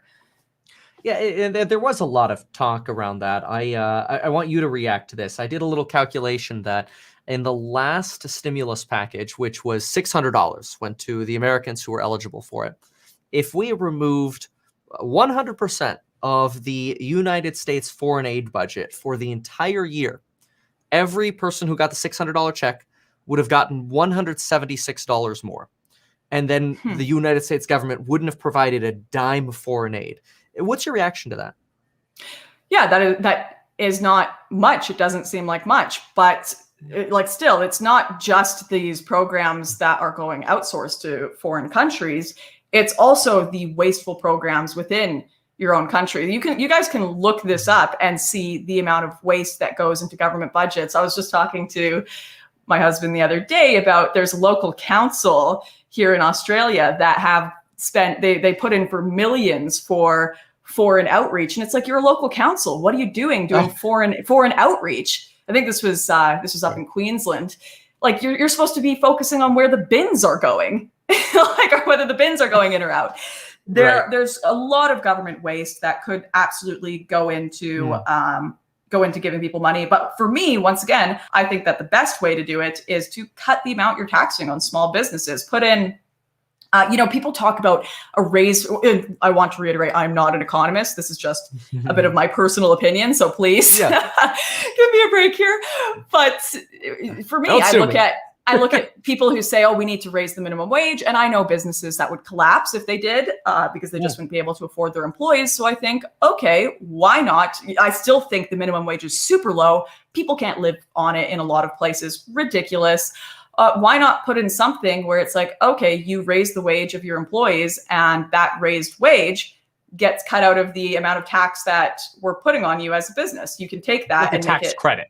Yeah, make it a tax credit so that you won't collapse as a business and we're still helping raise the minimum wage. That's a way that keeps business alive, helps them thrive, and helps more money be put into the economy, but it doesn't really help the government, does it? They don't like... Well, so... on one hand, and I don't know if you know this person, I have a feeling you probably do. Peter Schiff has a very... Yeah, I've actually met him. Okay. So I had a couple buy gold, Lauren, buy gold. Yeah. Oh, gosh.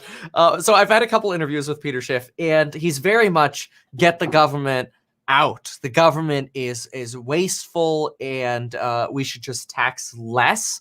One of the reasons he lives in Puerto Rico, where I think he pays like 4% tax versus the 55% tax that I pay. So how does this relate, though, to your opinion on immigration? And I know this is like a jump here, but if you're saying less government with taxation and social services, you're also saying less government with immigration, but then you're also saying that the illegal immigration is a big problem. So can we clarify that? Okay, this is something we need to clarify. I'm not against immigration. I'm an immigrant myself, and that's something that gets really, really obscured in conversations. It's like, Lauren hates immigrants. Well, no, I actually kind of like myself. I think I'm all right,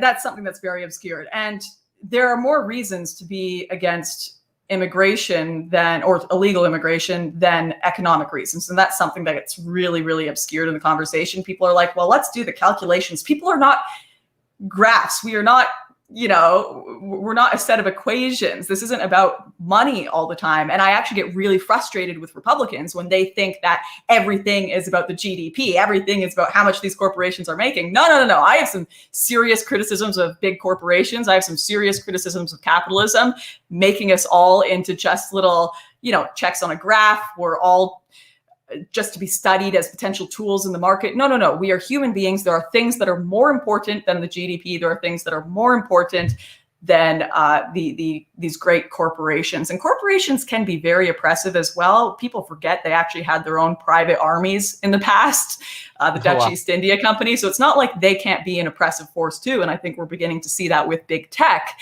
almost deciding who can and can't be on politics. Hell, they can kick the president off their platforms. Who's more powerful? The person who has the voice and the minds of the people in their pocket, or it's a big question. The person who's making the laws. I would argue that corporations are almost controlling the government at this point. It's the tail wagging the dog. Wow. But the tail wagging the dog. That's an interesting comparison. So you would be in support of let Donald Trump be on Twitter. Twitter obviously argues the risk of inciting violence. To speak to that. Sorry, can I just quickly? I was getting to a point on illegal immigration. My point was that there are more reasons for these political questions than just GDP, such as protections, not letting terrorists in, knowing who's coming into your country, supporting, also making sure that you have a cultural cohesion in your country. This is a big thing that I think is totally legitimate that we talk about in tends to be Canada, America, and Australia, is the Indigenous people that had open borders and completely lost their culture and identity to a large part. And they're trying to regain it. They're trying to revive it. But you can't just move a ton of people into a country with no checks and balances saying, hey, this is how we do things, and expect the culture to stay the same and the country to stay the same and the values to stay the same. There are bigger questions of identity and family and community that come into the equation with immigration. And I think that's a worthwhile discussion. If people want to preserve, you're on one hand here, you're talking about people wanting to potentially preserve their culture. Isn't that anti-immigration? No, it's pro-immigration if people are willing to come to the country and say, I'm okay with your laws. I respect your laws. I respect your culture. I would not go and move to Japan and start demanding people in Japan speak English and accept my way of life. No, I don't like your traditions. We're going to do my traditions instead. I would be, and I've moved to Australia, and it's very similar. It's Commonwealth, so there's not a huge difference there. So I don't think there's a huge issue with immigration between Canada, America. But even if I moved to France, actually, someone just published a video. I haven't watched it yet, but they were talking about Emily in Paris, the big Netflix show, and they're like, yes. why are they celebrating racism and cultural ignorance? She moves to France and she just offends them on every turn. There are huge differences between cultures. People who, this is also why I'm like, I look at white nationalists and I'm like, white people are not a monolith. You can't just say, okay, white people, you're all going to come together and we're going to have our country. Croatians and Serbs do not like each other that much. They have very different ideas of what their community is. You can't just be like, you're all the same. They're not. They're very different cultures, unique cultures. The Swedish are different than the Spanish. You can't just interchange them. If you moved all the people in Sweden to Spain, vice versa, they would not be the same countries. There are different cultures. There are different laws. There are different values there. And it's worthwhile to say, hey, should we preserve some of these things? Are there some of these ideas that are unique to us and make us happy in our community? And people also have to have a connection and a reason to care for the future of a country. People who are, you look at Brits abroad. People hate Brits abroad because they just come somewhere and they get super drunk and destroy things, throw trash on the street. They're just a mess. And people are like, why have you come to our country? You're just a drifter. You have no... You don't care about what happens here. You don't care about keeping our streets clean. You have no connection to the future of this area you have come to just make a mess of while enjoying briefly. You have to make sure people that come to your country have some sort of connection to the future of it and some care that it is successful in the future. So you don't want people coming to your country that hate your country and hate its values. I think that would be pretty fair to say, no, maybe don't come in, maybe stay somewhere where you appreciate the values there. You don't want people coming to your country that are like, no, I don't think women should have rights. If you think women should have rights in your country, there are other reasons to oppose or to support checks and balances for immigration. And once again, I'm an immigrant myself. Once again, I support a degree of immigration if people want to come in and they like the values and they're happy to become a part of the community. Absolutely awesome. But you have to have something that is cohesive, that holds a nation together, that says we all love this flag, we all speak this language, we all are moving forward as a goal of making this a better place. People rely on the government more and more and more when they can't communicate and work with their community.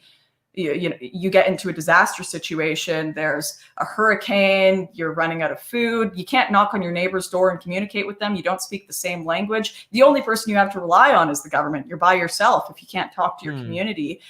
Whereas if you can talk to your community and work with them, it's a beautiful, beautiful thing. I love small towns. I love them. I love people that, and there are small towns that are ethnically diverse, but the people, it's so funny because there was a lot of Chinese immigration to Australia. You'll go to some small towns and there'll be a random like Chinese family and they'll be wearing a cowboy hat, like, hey mate, and they'll like speak the most bogan Australian you've ever heard. Do you want a schooner? And you're like, what? But they've been there so long and they've just become part of the culture, and that's who they are. They're Australian, yeah. And it's a wonderful thing. So this is really, okay, so then it gets a little interesting because there's obviously the debate around the border wall in America. There's the argument that people from South America are coming for economic freedom and opportunity. You're suggesting that there should essentially be gates to make sure that people, when they come, can assimilate. Are you in support of the border wall? I don't know if the border wall is the best idea. I haven't seen it in practice. I mean, in Israel, they do have walls that I suppose work, and people have made comparisons there. I'd have to see it in practice. Some people are like, you can just go under or over, and there are ways people will find ways around. I don't know if it was the best idea. I will say it was a Trump campaign promise, so I do think I would have some serious critiques of Trump there for not fulfilling said campaign promise, because that's what people voted for. But I do want to make a quick point here, regardless of what the method is. The argument here is, should a country have checks and balances for people who come in, or should it have open borders? And that's a very different question from, is this a race question? Is this even a culture question? How many people? How does this affect the economy? Those are all different questions from the very simple question of, should a country have the right to vet who's coming into it? And I would say 99.9% of people agree fundamentally on that question. Even when I was in Mexico, I interviewed people and they were like, oh, we can't stand the caravans coming through here and the illegal immigration. We hate it. That's actually a very normal view in every other part of the world, except the Western world, because of how journalists have framed the conversation. I was in the Philippines with my husband not too long ago. They all, I am a liberal by non-Western standards is how I describe it. Or I'm a left-winger by non-Western standards. Because most non-Westerners are actually very, very conservative. And I reckon that's why when I actually go speak to migrants and let them speak instead of doing the journalist thing, which is what I put words in their mouth and pick out sentences that they say to fulfill my narrative, they're like, I don't get why Europe has open borders. That seems really silly. That's stupid. Like, I'm coming over because I think this is going to be a good thing for me, but this is ridiculous that you guys have open borders. Like, they are very, very reasonable people. And in a lot of ways, I've talked a lot. I think the West is the best, blah, blah, blah, blah, blah. I have some serious questions looking back on that. If the West is the best, you go to some of these cultures that people would even call more barbaric. And I'm like, actually, they just have a very honest, simple view of the world where they're like, nah, this is right, this is wrong. Instead of trying to complicate everything by thinking they're so smart. I don't know. I was even talking about this on Twitter a month or so ago, where I was talking about the need to preserve native cultures. And one guy responded and said, they're just savages who throw spears at things. And I was like, is that really, actually, that sounds way more epic and awesome, being able to hunt and be like live rather than sitting on your computer with chicken nuggies that someone else killed and got for you, arguing with people on Twitter. Like, we just have very... What do you got against tendies? We are so disconnected from everything that makes us human and keeps us alive. People are complaining about people hunting on the internet while eating chicken nuggies. It's crazy. We sit in rooms in the sky waiting for Amazon boxes to show up from countries where other people built our shit and got our food, and we just sit there consuming, and we don't actually, we're not connected to anything that makes us human or real anymore. And COVID has just exacerbated that. And because of that, I think that's why people are able to have such ridiculous utopian opinions on all sides of the political spectrum. Oh yes, we're just gonna create the trad ethno state. Oh yes, we're just gonna create this socialist utopian paradise. Like, people, come on. Okay, so this is interesting. Is it possible then that relative, and this is an important word here, relative, that relative peace in let's say America, Canada, Australia, relative peace is potentially perpetuating extremism in ideas?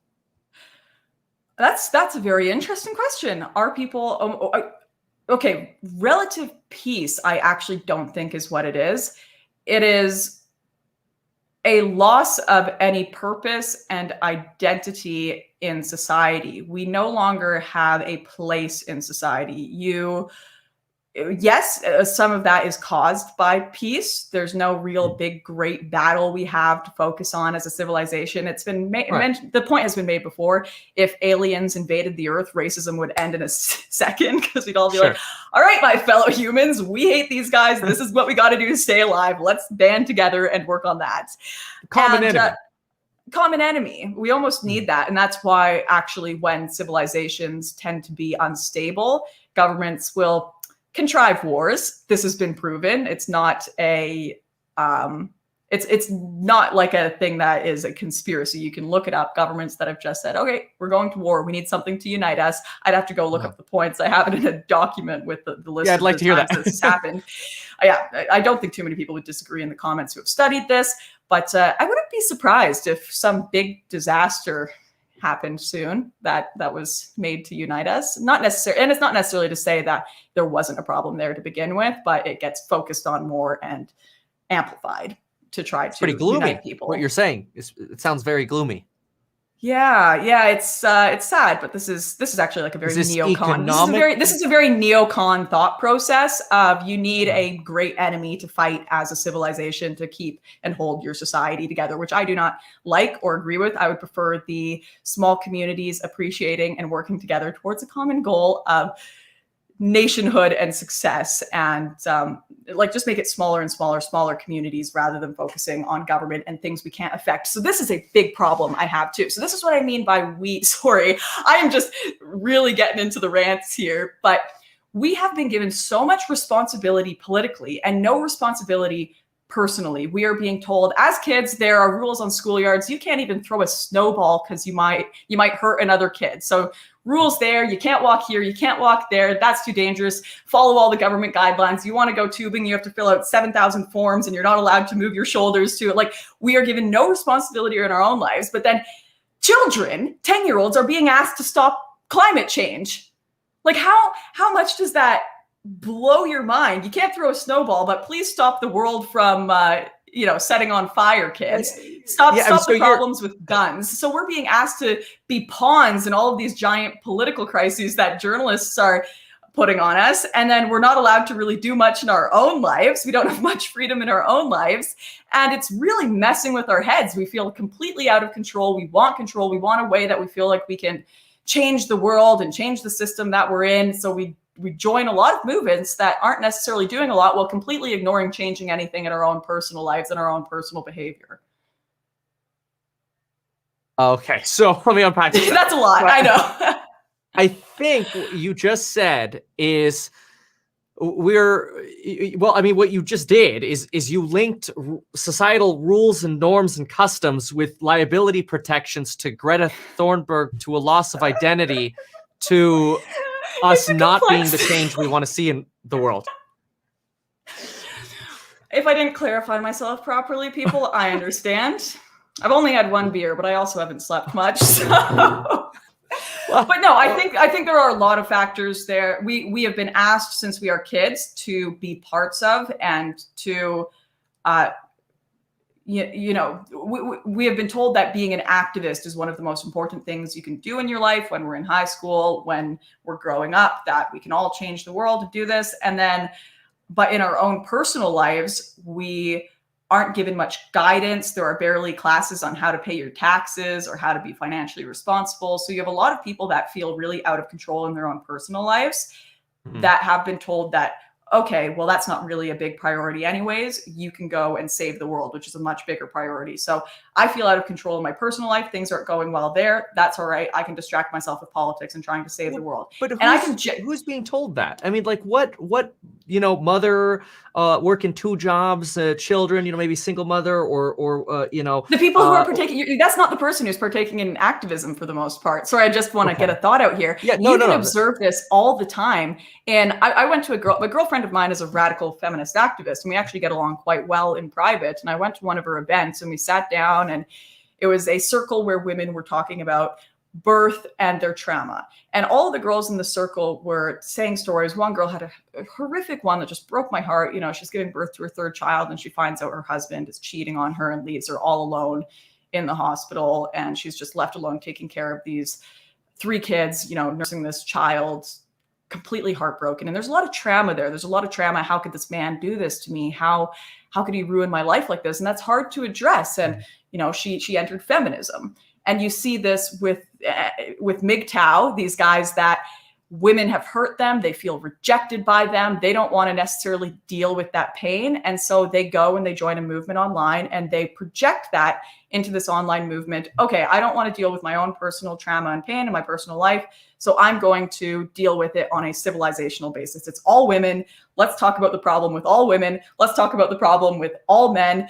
And I'll try to deal with this in the rest of the world instead of try to deal with it and heal it in myself. I think it is a lot easier to try to save civilization in some ways than to try to save our own lives, because that's really personal to us. There's a lot of trauma and deep hurt there.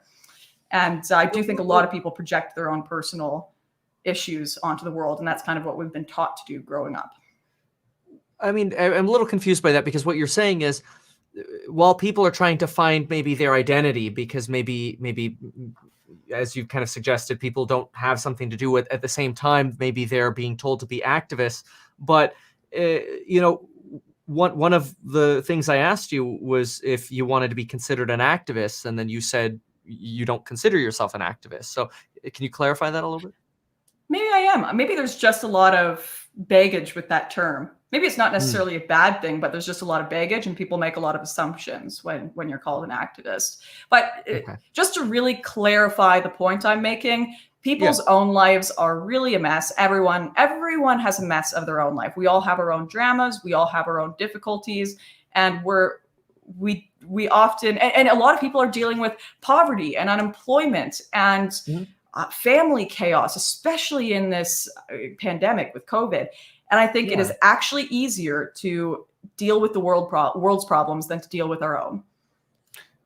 And do you think the education system is perpetuating that? It's a little bit what you implied, is that we don't get taught about finances and balancing a checkbook, you know, keeping our credit score solid, but we get taught, hey, we can be astronauts and save the world. Well, I think telling kids to take on political causes that they don't even have the capacity to understand yet is absolutely exacerbating us, because we're exacerbating this, because that's the reason it's also easier to take on the world's problems, because we're told we're making success even when we aren't making any strides. It's almost a goal we know we're never going to achieve. We try to change the world and we keep pursuing that, and it's okay if we don't achieve it, because it's just we just keep going. Whereas the goals in our own life that actually are achievable, well, that's actually quite hard. I have a family friend, their daughter wanted to do the climate sit out at their school. And of course, every kid wants to sit out of class. Who wants to go to class? Who wants to go to math? And their mother said, okay, no problem, but you're actually going to give up something in real life that will help this cause if you want to do that. Because I don't want you just sitting out because you don't want to go to class or you want to tweet that you're a good person. You can choose to no longer go and get soft drinks in cups with straws and throw that out. You can choose to walk to school. School is only 5 minutes away. I'm not going to drive you anymore. You can walk there. If you want to do this, you have to actually do something in the real world that helps it as well.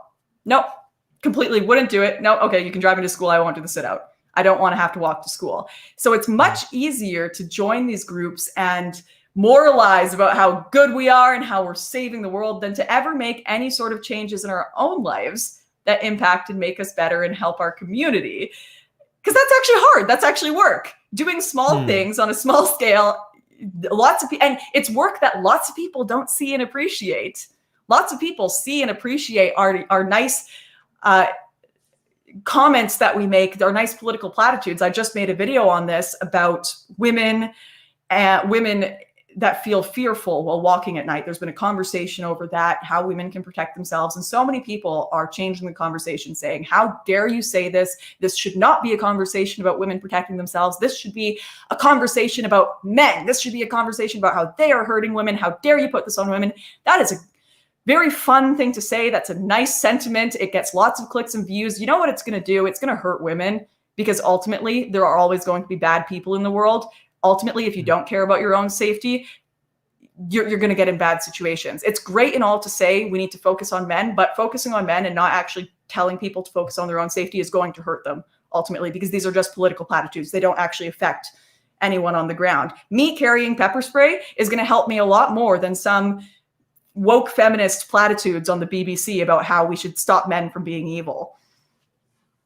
I want to take a step back for a moment, because there's a lot I'm covering. I know. Yeah. In some way, with your last analogy, a little bit, it sounded like you kind of called people lazy. That people maybe would be interested in joining a political group, but then don't want to put in the work. Is that the fault of the education system? Is that culture saying, look, it's easier to sit in my couch and tweet? Maybe talk to that a little bit. I would say that I mostly found this out through my own personal experience, because I am guilty of all of these things. And I observed it in people around me and in myself within the conservative movement. Everyone was talking about the importance of community and family. And when it actually came down to starting one, everyone was far more interested in their YouTube careers and traveling the world. We wanted to talk a lot about how people needed to have families, but we didn't actually want to start them ourselves, because that's hard work. And I have to put in the effort to actually make myself a dateable person. And I have to put in the effort to actually be humble and kind and decent in order to have a family and community, when I just kind of want to tell other people to do that. And that's something that happens in every political sphere. And I'm like, oh my gosh, this is such a toxic reality. It's way harder and way less interesting to go and ground yourself and focus on the community and people that are important to you and do that work than it is to just say and tell other people to do these things. That is that is partially a cultural thing, that is partially because people are rewarded by it in views and clicks and people finding it interesting. So I spent my whole political career before I got married talking about the importance of family and how you should get married and have kids. When I actually posted on my Instagram the story saying I got married and had a kid, I lost 20 to 30,000 followers. Wow. So it's like, oh, so did you guys actually want me to have a family and a kid and support what I was saying? Or did you just like that I was saying it? Did something else happen at that point? Or are you directly Well, there were... that's just what a lot of people said. I got boring. A lot of people said I came back and I said I want to just kind of focus on real life. I want to focus on observing all sides of the story. So people were, well, actually, no, that was after this. So it was just literally the only thing I came back to media and said was that I had gotten married, and I lost a ton of followers. And then I published a video later talking about how I wanted to focus less on clickbait and focus more on making documentaries. And I lost a lot of followers because of that as well. But it's definitely a system. It's both capitalism, which I know people will hate that. I still think capitalism is the best of the worst for a lot of processes, but it has its issues and we need to criticize them. Sure. And it is it's refining us to be the best thing for the market rather than the best thing for humanity. And it's our own narcissistic egos. Hey, what's going to actually make me famous? What's going to get me clicks? I'll do that instead of what is actually good for me and good for myself. 45% of Tinder users use Tinder for the sole purpose of ego validation, not even to find a relationship or to date. This is or to even meet somebody. Just not to meet someone. Messages. Just for, I'm going to read the study here, just so people know I'm not bullshitting. Yeah, and then while you pull that up, I want you to maybe start thinking about, I want to hear your ideal solution. I know you can't solve the world, but you've obviously had a lot of opinions that you've shared, and I appreciate you sharing your perspective, but I want to hear maybe some of your conclusions as well. Okay, sure. So this app, you can go to businessofapps.com/data/Tinder statistics and find it on here. But 45% of Tinder users say they use the app for confidence boost and or procrastination. That's like, wow. Seriously, I mean, it doesn't surprise me. I have girlfriends that we've absolutely sat down having wine and just for entertainment value, they've swiped through them and like, oh, this guy liked me. That guy liked me. That feels great. We all know we get that dopamine hit, but a lot of this is not, a lot of the activism we do, a lot of the things we say, a lot of the things we partake in these days, none of it has to do with creating something that translates into real world change or even real world instances at all for ourselves. It's all for a bit of a LARP we're doing online. All of this is a role play to an extent. Wow. Okay. Interesting. So talk to me then. Let's hit some, I want to hear some conclusions. So let's do poverty. What solves poverty? Oh man. Let's just solve the problems that have existed since the dawn of time. Why don't we? Your opinion. I know you can't wave a wand, but if you know what's the, if you could change one thing and actually had the power to make that go into effect, is it, look, you could say it's universal basic income. You could say it's integrating poor into richer communities. You could say it's redistribution. You could say it's less taxation, right? What do you think? I don't think there's a, one thing that will solve it all, because we could say reduce taxation and just let companies run amok and then they'll help people. No, I absolutely think that businesses are out there for themselves and they will push down people's wages to up their profits. And I don't necessarily agree with all of the people that are like hyper capitalist libertarians that say, no, just no regulations and that will fix everything. No, that has not been the case through history when there were less regulations on companies and corporations. And especially with the case that we have crony capitalism, where you have people that are being given tax cuts, where you have people that are being given preferences, and we're competing with companies on a global level right now. Adam Smith did not write The Wealth of Nations considering that there would be planes, trains, and automobiles competing with the little company that are trading the chicken and the bread, you know? We did not take into account that there are slave factories with suicide nets making iPhones in China that we're competing with. You can't compete with that. So it's really challenging. Like, you'd literally have to snap and end human evil and end human sin and make people more empathetic and care more about their fellow human, which what I would say is we really need to make situations more about the small community. We need to globalize less in a lot of cases, which is difficult because I do see the benefits of having international trade. I do see the benefits of us all being connected. But if we focused more on our small communities, there would be more accountability for people. That person who is a total asshole online that just comments, go kill yourself on every single person's comment section, that is out there for themselves, they would not last long in a small community where they have to, you think they can go into a shop with the shopkeeper that they see every day that they have to go to if they want to get their food, if they want to get their whatever it is, their shoes, their clothes. You think they can go and start telling everyone, go kill yourself? No, they have to think about what they say. They have to think about how they act with their community because those are the people they have to engage with. You don't have to think about that when everything you get is ordered on a box from Amazon and you're not face to face with other humans. Communities hold people accountable. Communities help each other. It should not just be the government's job to help people. And I also don't like radical individualism because of this. It's all about me. It's all about making sure my business is the most successful, getting the most money I can get. No, there are people in this world that cannot survive without the help of others. We are born helpless and we die helpless. There is only there's a middle portion of our lives where we can be these pull ourselves up by our bootstraps entrepreneurs and go get them. But we are born helpless and we die helpless. And we are always going to need to rely on other people. And we need to build up the community and build up a sense of duty for one another. If someone is poor, if someone is struggling, it is your duty as a community member to help them. Okay, so I want to jump in and clarify here. So you went from crony capitalism potentially causing poverty. I want to make sure I have the line right. I was just saying, I think that's not, some people think if you get rid of all market regulations, it'll just make everyone wealthy. I disagree with that. Because of greed, corporate greed. Yeah, I think that's a factor. Okay. So corporate greed could lead to poverty. And so you were suggesting that maybe if we globalized less, there might be less corporate greed because people would be more accountable for their actions. But isn't globalizing... Not exactly what I was saying. They were two different points I was making. I was just... Sorry, they came one after the other. So yeah, we're clarify that. What I was saying is I wanted to differentiate myself from some of the right-wing arguments that people might assume I would make, which would be getting rid of all of regulations and capitalism would just make us all rich. I don't think that is necessarily true, especially in an age with crony capitalism, especially in an age where we're competing with slave labor. It's a very complex thing.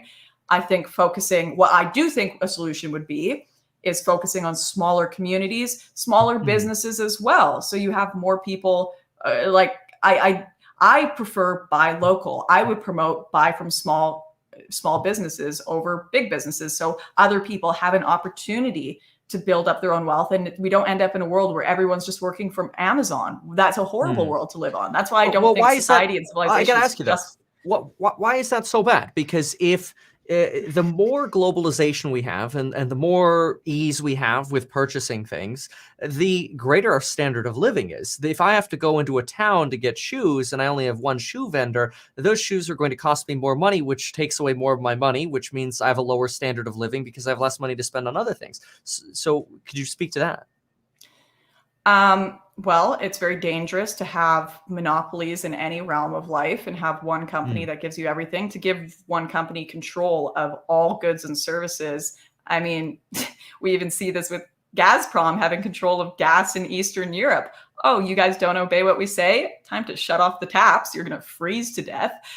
It's very dangerous to give people that much power. And when you take away... The point of human life is not consumption. And that's actually made us very depressed. We have become full-time consumers. We were made to create. We were made to build. We were made to interact with each other. Everyone can say this, there is something so much more special about eating a meal that was made for you by a friend than going to McDonald's. There's something way more special about when a friend delivers me their homemade honey or wine than when I get it. There's something intrinsic that's valuable to it that you can't explain on a material level. Okay. That I think gives I us purpose. understand that. So maybe there's a blend of not having too many of these inherent monopolies, but then also still having individualistic experience with your friends and family. Which, I mean, okay, okay. We'll pause there then on poverty. What about, because we've separated it? What about race? Will racism end in our lifetime? I don't think racism will ever end. Like these are utopian, will poverty ever end? Will racism ever end? No, unless aliens invade. And even then people suck, even when people, this is what's really scary to me is things are really, really good right now. And civilizations, despite COVID, despite all of this, we are still very successful as a civilization when it comes to peace, when it comes to the way we treat each other, when it comes to freedoms. We are not doing that badly when you compare us to the rest of human history. When things get difficult, when things get really, really hard for humans, we tend to go back to our base instincts. We tend to go back to that lizard brain that isn't necessarily good or kind or decent to other people. This is what happens when you see people go to prisons. They immediately separate based on race. And if you don't join a gang, you'll die. You go join the white gang, you go join the black gang, you go join the Hispanic gang. When people are in tough situations where they are afraid, we immediately go back to that lizard brain thing. And if we don't have things that unite us as a culture, if we don't have things that make us the same when disaster strikes, when our country starts to fall apart, which inevitably happens to almost every empire, I really fear for the amount of hatred and division that is going to occur, and the amount of, you've seen countries where people don't even look that different have genocides. Rwanda, the different tribes that will genocide each other. And this is not the world and the future that we want. Well, I mean, I think that goes back to this argument that we always have to have almost this common enemy, like you mentioned with the aliens. Because, I mean, even look at this. As soon as, the Democrats were almost 100% united against the Republicans when the Democrats didn't have power in the Senate. As soon as Democrats got in the United States Senate, as soon as Democrats got this 50 vote strength in America through budget reconciliation, then all of a sudden the new evil of the party is Joe Manchin or Kirsten Sinema, because they're at the fringe of that Democratic Party. So now it's Democratic Party versus them too. I mean, isn't that just always going to happen? Yeah, but there are things that we can do to not exacerbate it. And when it comes to the question of racism, I think that's why I think assimilation is so, so important. People intrinsically have that lizard brain. We have to acknowledge that and accept that, because that's just how humans are. And when you bring people into a society and they both don't agree with you culturally, don't have the same religion, and don't speak the same language, it is so much easier to otherize and to make that question us and them. And that happens in every single society and civilization worldwide. If you don't have assimilation, you are creating us and them situations and exacerbating racial hatred and division. And if you have things happen at a mass amount where just one night, a town is Asian, and then the next night everyone there, half the city is a different race and they don't speak the same language and they're completely different, there is no time for people to be able to get to know each other, to intermingle, to understand the culture, to really trust each other. That's what's so important, is societal trust and cohesion. And I think that's what's we're seeing in France right now, where you have riots in the streets and you have a lot of anger and a lot of racial anger right now, and religious anger. There's so much division and everyone's focusing on that division. And then there's also that wealth division. And we want to eliminate the amount of things that make us different and focus on the things that make us the same and the causes that make us the same. And that is why I think assimilation is so important to getting rid of racism. And a lot of people, they don't want to admit that. They don't want to talk about it because it's difficult. It's not a comfortable conversation. It's not utopian. You need assimilation to really reduce racism in a lot of ways, so people aren't always focused on what's different. And we need to also talk about, once again, what makes us similar, what we are focused on, what are what our mutual goals are to improving society, not always focusing on us, them, privileged, underprivileged, da da da da da. An interesting thing that I thought of, as you mentioned this with assimilation, is, and Paris specifically, is I've been to Paris 3 or 4 times now. I should know. I met my wife in Paris, and congratulations. one of the things that one of the things that we've done in Paris is when we go there or anywhere in Europe is we'll get in a taxi or an Uber, more recently Uber. And I was born in Germany, but I sound and appear American. I've got an American accent, so nobody knows that I'm actually 100% German. And so we usually, when we travel, by the way, we'll wear Canadian shirts because as people tend to do. Yes, yeah. In fact, after all, you can do Australian too. People like Australians as well. Okay. Well, I hear Canadians have the longest alphabet, right? A, B, A, C, A. Old joke. I know I had to do it. Are you a dad? Okay. Yeah, I am. Dad jokes. But anyway, back to the taxi. In the taxi, I would my wife's name is Lauren, by the way, as well. I would ask the taxi drivers, just different country names. What do you think of Swedish people? What do you think of German people? And I would get this incredible variety of answers. I'll never forget this one night. We just had the craziest variety of. We would get in these 3 or 4 different taxis because you go to restaurants, then you go to the movie, then you go to a show, and you go to a club or whatever.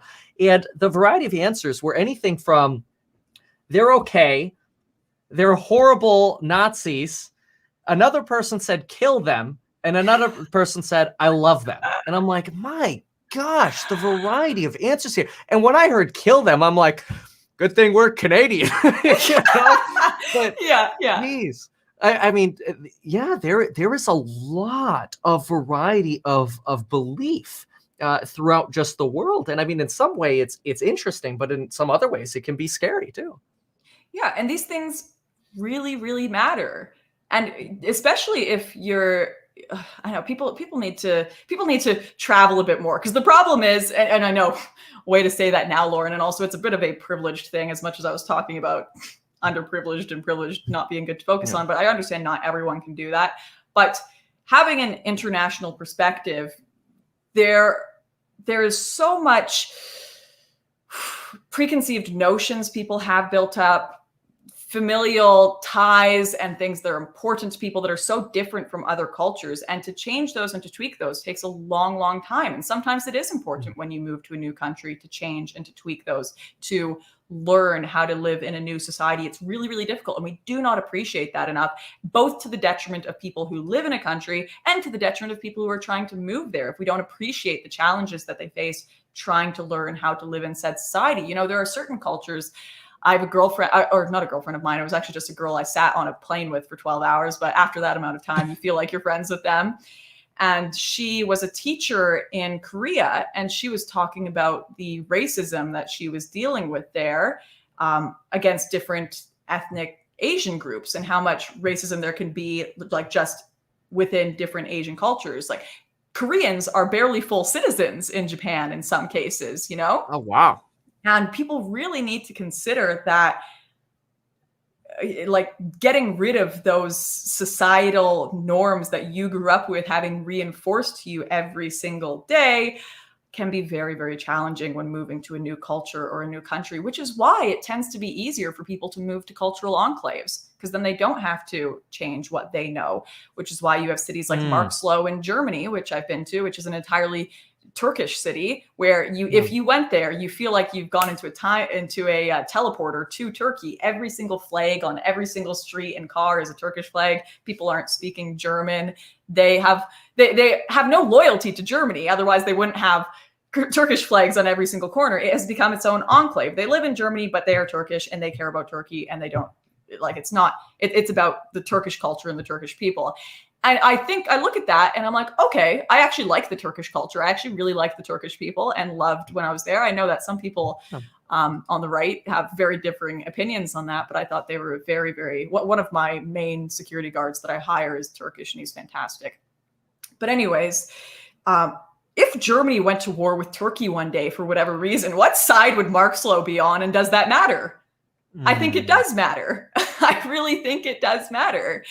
And it does matter that they are kind of living an entirely, what we've created is nations within nations when you have enclaves. What's the point of having a nation if you're just going to have tons of people separated into different groups, which is why I tend to prefer the melting pot of America to we call it the mosaic, the cultural mosaic in Canada. Because I'm like, what we've done is we've just created entire communities where if you are of X racial background, don't come here, don't interact with us, you can't speak our language, we don't really want you here, X, Y, Z. That's going to be the white neighborhood, that's going to be the Asian neighborhood, that's going to be the Indian neighborhood. And you can, if you live in BC, you can completely observe that in areas, and it's not healthy, and it causes animosity. It causes us and them mentalities. Oh, they're the people who live in Surrey. Oh, they're the people who live in Richmond. That's not where we go, our people. So you need, it literally creates animosity in us and them when you don't have assimilation and you just create enclaves. That, I mean, you just mentioned DC, and I visited DC just not that long ago, a year and a half, 2 years ago, and we explored with realtors, and we were told this district is predominantly Hispanic, this district is predominantly white, this is predominantly black, and here were these differences, and I suppose that's the mosaic. And I think that observation is correct. Now, do you think that that perpetuates racism? Do you think that's a potential problem? If these barriers were broken down, would there be more assimilation, or would there just be more problems? If people don't understand each other and don't communicate and don't make the effort to, of course that causes misunderstanding and racism.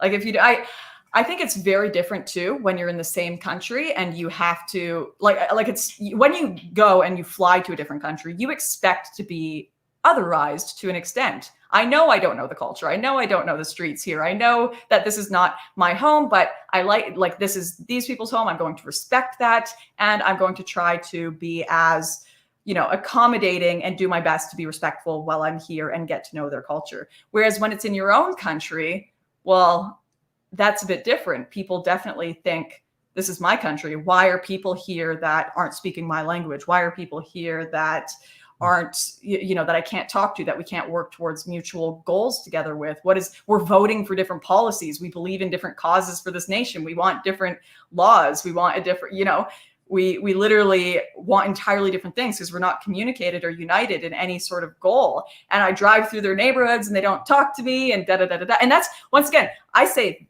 this comes from both sides. Like all sides feel that way. They're like, oh, just the stupid white people, just the stupid gringo, just the stupid black. And it goes back and forth all the time with that racism. There is people, black community have talked about it a lot, going to Asian neighborhoods and feeling racism. People have talked about going to being Irish in America when they initially moved there and had their own enclaves and the Italian enclaves and these areas that were just known. I lived in an area briefly in Brooklyn where it was like that was the Italian area, or this was the Hasidic Jewish area. And people would literally have their own little gangs and police force that enforced that this was that area. Do I think that's healthy? No. Do I think it causes racial animosity? Of course it does. Of course enclaves do. And saying this is my own country, but if I go into a certain area, I'm not welcome there because of my race.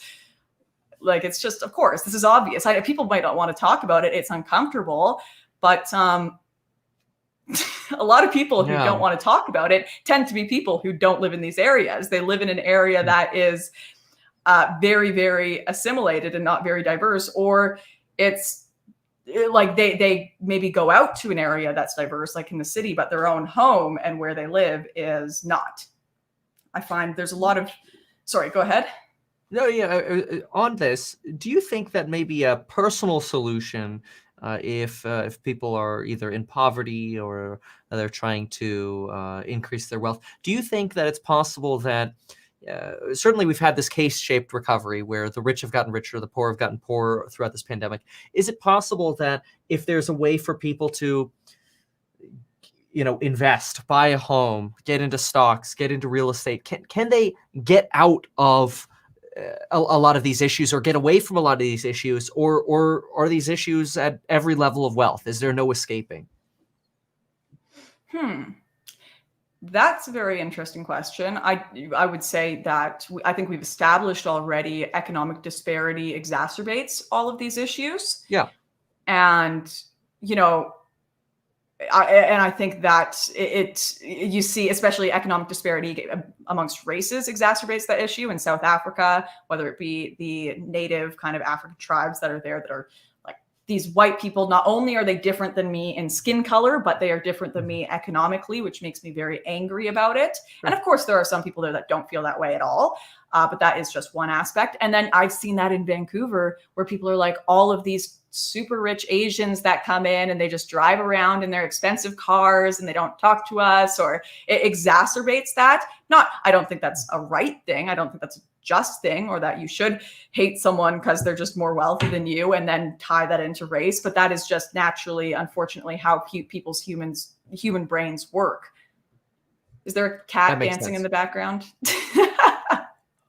In your screen? Oh, no, I just keep seeing you look over there. Oh, sorry. I have the comments. I had to fix something there. Oh, okay. Sorry about that.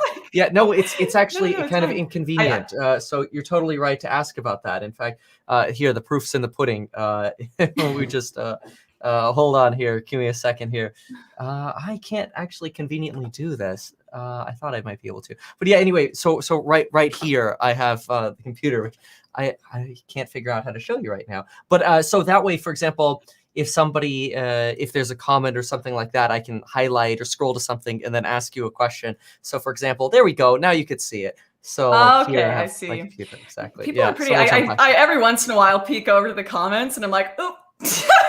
People are mad. I should probably focus on what I'm saying. But I do think a lot of people have. There are some people here that are getting what I'm saying. A lot of people that are angry, I think, are really misunderstanding. And maybe that's my fault. Maybe I don't explain it properly or clearly. Well, I mean, here's the thing. You kind of hit every single politically charged topic possible tonight. Or I should say we have, because I've been asking questions. So in fairness, it's not easy, right? And I was even thinking about your prison example, about how, I thought to myself, gosh, what if I went to prison? How am I going to be Mr. I'm in the middle, I'm not taking sides? Exactly. And people have to, people hate acknowledging reality because it's uncomfortable and it's messy and it's ugly. And I don't like it either. And I would prefer to live in a world where these realities did not exist. And most of the predictions and things I talk about where the world is headed, I hope I am wrong. And I hope the utopians who hate me and think I'm just an evil, crazy, Hitler girl, whatever it is. I disagree with these portrayals. I hope they are right and I am wrong, in the sense that everything is going to be okay. The government can just, if we just gave everyone money, we would get rid of poverty, that racism is just going to disappear, that the American kind of liberalism, the general freedoms we have are going to last forever without anyone defending them. I just don't, I see that all of this crumbling around us slowly. And empires, they don't disappear in a second. They don't disappear like that. You see signs and everyone tells you you're stupid and crazy. Rome will never fall. It will always exist. And then eventually it slowly collapses and disappears. So we are reaching that end, and no one wants to talk about it because that is an uncomfortable conversation, that our civilization is cracking at the seams, and it's way easier. You think that? You think we're heading towards a collapse? I think it's not going to be a traditional collapse in the sense that we've maybe seen before, but definitely in the next 40 years, there's going to be some serious warfare. We're going to go through some serious economic collapse. And I think there's going to be increased racial, political, civil, religious divide in countries. And it's just going to get worse and worse and worse. I hope I'm wrong. I hope I am completely wrong. I don't think I am. And people can go back wait to a this minute. video I and mean, tell me I'm an idiot when I'm 85 or whatever. Fine, but we still have those 40 years to go through. So I gotta know. People say that, and this is research, that as countries, and you know this, as countries democratize, they become more peaceful. Are you saying that maybe countries will be peaceful amongst each other and they'll be more like civil warfare, or where is this coming from? No. Well, you don't believe it. Okay, you don't believe it. Okay. I do think that, there was that theory that we'll never go to war with another country that has a McDonald's in it or something, because we're making money off each other and we don't want to compromise that.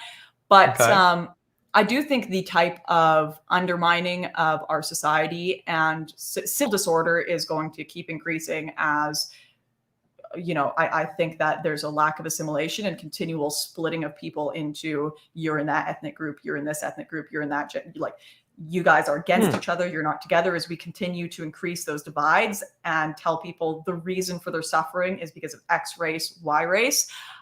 Those divides are going to increase. In Europe, where you've got this problem where you've got a migrant class that are basically unemployed. They are not being brought into society. They are not being assimilated in any way, whether it be jobs, community, family, that have no way to get out. They are going to get increasingly frustrated, and they are forced in some positions where they have to commit crime if they want to eat, because they literally can't get jobs since they have no documentation. And the French people are going to get increasingly frustrated with that as well. That divide is going to get worse. You basically got a migrant class. It's so interesting. You have companies in Canada, and I don't want to specify any because this is like friends of mine that work places that have told me about it. But there's, for example, a large Indian population that go to Vancouver, BC, and they tend to be people that actually were not accepted into Australia because they couldn't make the language quotas or whatever. So their second choice is Canada, which has a little bit easier for language quotas. And then they have a lot of difficulty getting jobs because communication is important. And it's not necessarily their fault that they can't speak English well. They've just come to a new country, but they get put into this class on the absolute lowest salaries. They can't afford a car. They're having to take public transport everywhere. They're usually working multiple jobs so that to support their family. They work all day. They have no breaks, and they're almost like this imported slave class. And at company meetings, I had this friend tell me, they were like, we'd sit at company meetings and company CEOs would be like, we have created the most diverse company in the city. We have a mostly migrant or mostly brown staff. Isn't this amazing what we've done? And then every single person sitting at the CEO table is white. And basically they're taking advantage of these immigrants because they know they can pay them ridiculously low wages since they can't get into other cultural positions. Ask you about that. I mean, isn't it true that though, creates animosity? Well, but I gotta know. We have companies like, for example, Deloitte, a consulting company, international presence. They hire people from Canada, and they can bring people to the United States via visas. They have offices in India, and people could, you work well over there. You get chosen, you come to the United States, potentially they go from relatively impoverished, potentially living on less than $10,000 a year as a family, to getting a job in Manhattan, making six figures a year as a single person. I mean, that sounds like an improvement to me. Why is that bad? No, it is good in some cases when there is opportunity to work your way out of that position and work your way up in your lifetime. When that opportunity doesn't exist, when you're going into a community where you're not assimilating in any case, you're not improving in your language skills, you're not really there aren't the opportunities there to move up. That's when it's a dangerous situation. And once again, that wealth divide is increasing. People aren't getting they aren't moving up in this system. They're getting stuck at the bottom. And there are a lot of people who are racial minorities who are getting stuck at the bottom. And that is creating an even more, once again, exacerbating factor with those racial, religious, migrant versus non-migrant wealth divides. It's just exacerbating that. Where, there are communities that came 40, 50 years ago. You look at Filipinos, for example, in the United States, they are extremely high earners. Same with Vancouver, that came a while ago. And they kind of assimilate a bit better. Philippines was a colony of Spain. Tagalog tends to be a language that is mixed with English as well, and they're Catholic, so it's there's a lot of Catholics. There are factors that make it easier for some groups, and then there's also business connections, having people in countries. All of these are different factors that help. But it's Go ahead. Finish the thought. Sorry, no. I can't remember where I was going with that. No, that's fine. Complimenting Filipinos. I'm worried that maybe, obviously you're going to respond to this, but I think maybe you have a little bit of a disproportionate view of immigration problems because of all this documentary work that you've done. And those are very serious problems, but you've kind of extrapolated those to potentially leading to a civil war and collapse of society. I mean, no. It's not the migrants that are going to lead to civil war and collapse of society. I'm just saying, because you asked me about problems with racism, I think all of these problems we have with society, plus adding different ethnic groups to communities, which this is an extreme globalization and mix of people that we have never seen before in human history. People really need to consider that. Of course, there's been mixing of tribes and peoples, but to this degree, this quickly, never before in human history. Planes, trains, automobiles, all that kind of stuff. But I mean, planes have been around for 50 years. Who cares? That's a very small time. That is a very short amount of time in the span of human history. What I am saying is all of these other civilizational problems that we are seeing, they are going to exacerbate race relation problems when we have just kind of brought everyone together all of a sudden. And this is a new experiment, having lots of different groups come together in certain countries, new experiment, very new in all of human history. When it happens this quickly and so fast, making the point twice, and having all of these societal problems on top of that is going to exacerbate racial issues once again. So you think things are getting worse? You think things are getting worse, not better? Yes.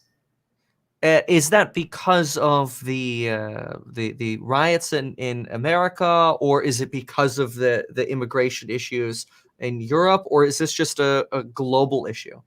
It's a global issue. I mean, some countries are doing better and on the up, but when it comes to, let's talk about the Western world. Let's focus on that, because that's where we're living and probably the majority of people we're talking to.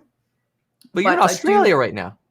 Yeah, they're still considered Western. You know what I mean? It's like the English speaking world that was based off of all of these kind of British thinkers, the empire. That you know what I'm talking about. Okay. The empire that is no longer the empire.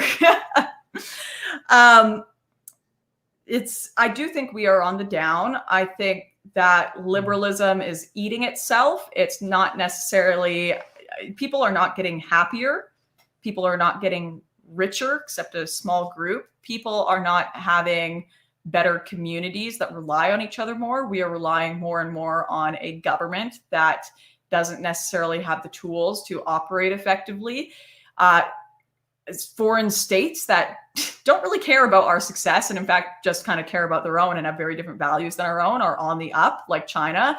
People may talk about, everything China is doing is very wrong. They got the Uyghurs, they've got basically a slave labor class where they've got the iPhone nets to catch people trying to commit suicide. They've got very, very serious wealth divide and political oppression. Unfortunately, being evil sometimes does pay off.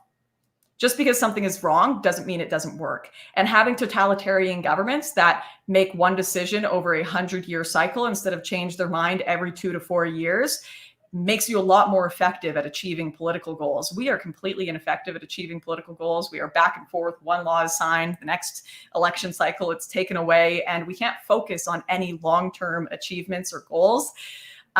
Whereas you've got some of these more totalitarian countries who can. China has had it on their list. We're going to get the South China Sea for 100 years. And they just slowly chip away at that. And they work on what's going to make their nation stronger and more powerful. They are buying up a ton of property in the West. They own I would recommend people read the book Silent Invasion by Clive Hamilton. He is not some right-wing nut job. He's actually a very left-wing professor who just basically has been writing on the financial and political subversion through China for their own benefit. And this is not to demonize China and say they're all evil. I very, very good, very smart, very kind Chinese people. And, but basically, they have so much control over political parties and so much control over finances here that in some cases, it's not our own governments that are in control of decisions being made when parties are being swayed by lobbyist groups in foreign countries. Once again, this is not something that is debated. Lobbyist groups sway governments, foreign payments and countries sway governments. America sways other people's elections. That is going to happen more and more and more to us as our focus becomes less about the community and the future of the country and more about our own life, our own wealth, our individual self, which is what liberalism is all about. It's not about a duty to everyone around you. It's about the individual. And as we become more and more inward focused and not focused on duty to others, our society will be subverted by that through foreign interest, or subverted through our own sin and evil. I'm going to unpackage this, or maybe that was a lot. Maybe summarize and then unpackage. So what I got is, you believe that the standard of living of society is declining, while at the same time kind of pretty much blaming liberalism for that. Then we talked about China's regional hegemony, but then went back to selfishness and liberalism. So are you potentially being... Yeah, are you potentially being a little pessimistic about, all of those things? Well, what I'm saying is we have no structure for our civilization to survive on. What is the point of our countries? What is the point of our everyday life? We are just kind of, if the point of our life is to consume as much as possible, if I just want to focus on my own personal happiness and getting Amazon boxes and not building a community or building a future, then it's basically whoever the highest bidder is. And unfortunately, long term, the highest bidder isn't necessarily going to care about my rights or whether I get those Amazon boxes while I'm free and doing what I want, or get those Amazon boxes while I'm also working in a slave labor camp.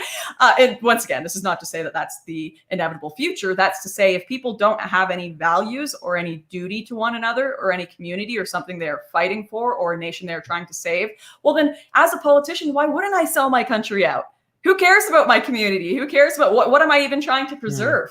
Like, what's our common goal here? I'm just going to go and get the 100K from whatever lobbyist group or foreign nation wants me to make policies that make it easier for them to buy up our country and then eventually have control over it. And that already happens to an extent. We see this. We see politicians getting completely swayed by lobby groups and making decisions purely based on what corporations or foreign countries want them to do. And that is part of the reason that our countries are collapsing. The decisions aren't made for the good of the people. They aren't made for the good of the nation. They're made for the good of the politician's wallet. And the more the media protects this and decides to focus on, hey, let's talk about the problem with manspreading instead of huge corruption going on in our government. And, there's this great meme of a guy in Wall Street with Occupy Wall Street outside, and he picks up the phone and he's like, quick, introduce them to identity politics, and then they'll screw off and not talk about the real problems going on in society. The more we just are told, nope, focus on these huge civilizational problems that you can't actually change. Maybe you can have a small effect, but just try to get mad at each other online over feminism and global warming and this and that. Well, we all are the movers and shakers in the background, making money, politicizing, taking payments from lobbyists. You guys just bicker on Twitter. Don't actually build up your own community. Don't actually build up something that makes you not dependent on government. Don't actually have a common goal in mind for your country or work together with the left and the right. No, you guys just bicker. We'll keep selling out nation, people, identity, pride. I'm sorry, that was like such an obscure rant. I'm not sure if you'll be able to get anything out of that. I want to ask you. I did, and it's a question. What happened to make you so jaded? I was look. I don't want to offend. No, it's okay. I don't think I am. I think I'm just being blunt. Okay. Let me say something that's not jaded before I keep going down this route of it's all doom and gloom, because I don't think we should be black-pilled. We cannot necessarily change the world. But you can change your own life. That's something you still have an impact over. So you can be a pessimist for the world, but an optimist for your own life. And that is very much what I am. I absolutely focus on my own family, how I can improve those directly around me, how I can make my friends and communities' lives happier, and my son have a great life. That is something we can focus on and improve. And sometimes those little changes are a lot more impactful to the world than trying to bite off something you can't chew. I remember a youth leader or a teacher I had when I was younger, and the kind words and motivational words they said to me way more than I remember the words of any famous internet celebrity. Those small community connections you make have far more impact, I think, than we give them credit for. But everyone wants to save the world on a big scale. We're all supposed to be the hero of the story. But definitely part of it is being a young person. I got into politics when I was 17 years old, bright-eyed, bushy-tailed. I'm going to save the world. I'm going to change the system. This is the classic story that everyone has. And then you realize it's a lot more complex. It's a lot more complex than you think it is. You go out, try to solve the problem, and there's way more gray than there is black and white. And when you can't even necessarily determine what the causes of the problems we're facing are, or you realize it's this massive spider web of problems, it definitely jades you more to how we're going to fix it or end it. And I think that's maybe why I stick to media, is because I can tell people what I observe as problems, and I can tell people what I observe, people's personal experiences and difficulties in this world, but I can't tell them how to fix it. I wish I could, but I can't. I don't have the solutions. I don't have the answers, and I don't know if anyone does. But I'm not going to pretend I do. I think we just heard Hope Lauren come out. A happy Hope Lauren. This is a good thing. This is like free therapy. No, really. I mean, that was very positive, right? Like, do what you can in your community. Do your best in your community to love people and to not hate. And I think everybody can agree with that. I think you're fighting a very large battle of globalism. I think that's probably where the differences of opinion will come from in a lot of different ways, because you got everything under the sun, as we just saw. I mean, we just spent over 2.5 hours going through a lot of these things. Coming on 3 hours here. Oh my goodness. I know. So, okay, well then to wrap it up, I gotta know, AMC or GME? I'm not going to AMC pretend. theaters. GameStop. I actually used to work at the Canadian equivalent of GameStop for like 5 years. It's how I paid for my university. So what was that called? EB Games. EB Games. Okay. EB what? Games, electronics boutique. It's too though. Yeah. What? Yeah, I'm pretty sure they're kind of owned by GameStop. I don't know, but I worked there for ages. And yeah, thanks for helping pay for my university that I didn't complete, guys. that $8 an hour was really great. So you're okay. So let's see. What? How old were you when you were working there? If you don't mind me asking. I mean, we know you're 25. This is on Google. Yeah. No, I would have started there when I was 15, and I probably would have quit when I was 19. I think. Okay. Okay, yeah. So like what, the Call of Duties, the Halos, the World of Warcraft? Oh yeah, I was there for the release of the Grand Theft Auto and some of the big Call of Duties. I used to dress up for all the launches.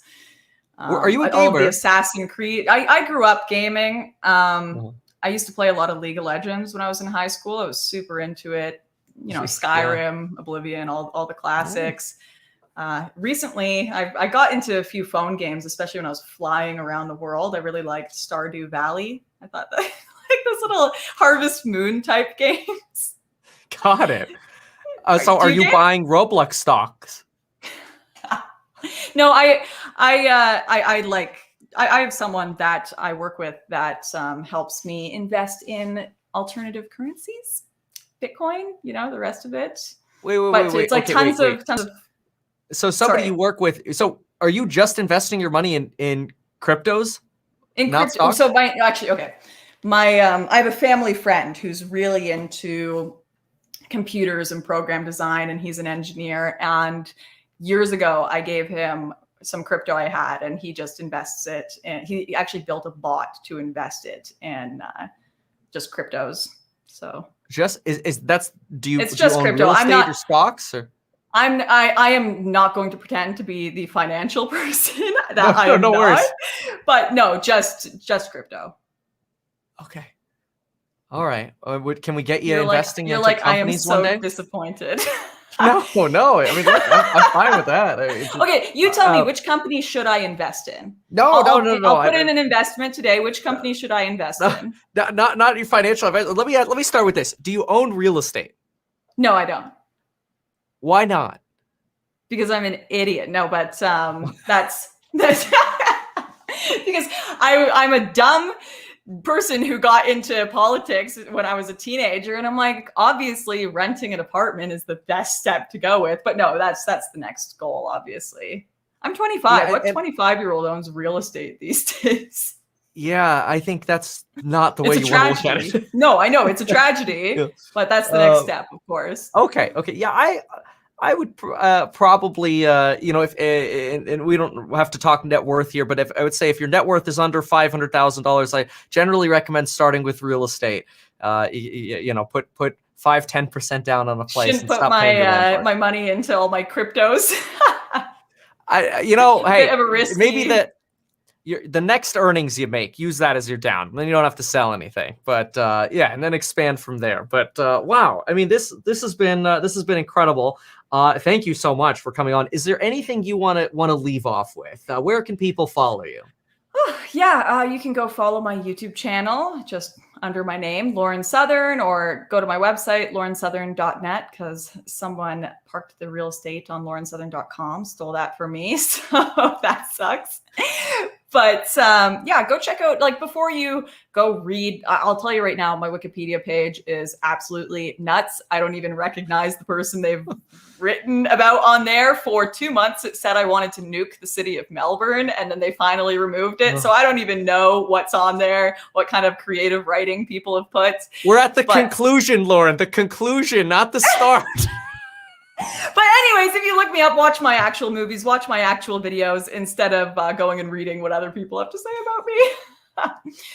Okay. But thank you so much for having me on, by the way. I know it's, sorry, ranting again. I know it's very, you'll get in trouble potentially. People will criticize you because I have dangerous opinions, but I really think it's cool of you to question and not necessarily agree with me on everything, but question and have conversations that people are sometimes uncomfortable with, but are important. So thank you. Well, thank you for being here. Lauren, stand by for one moment. Everybody who's been watching, thank you very much for watching. If you've liked this, consider hitting the like button and sharing the video. I appreciate you being here. And folks, we'll see you when the market opens tomorrow.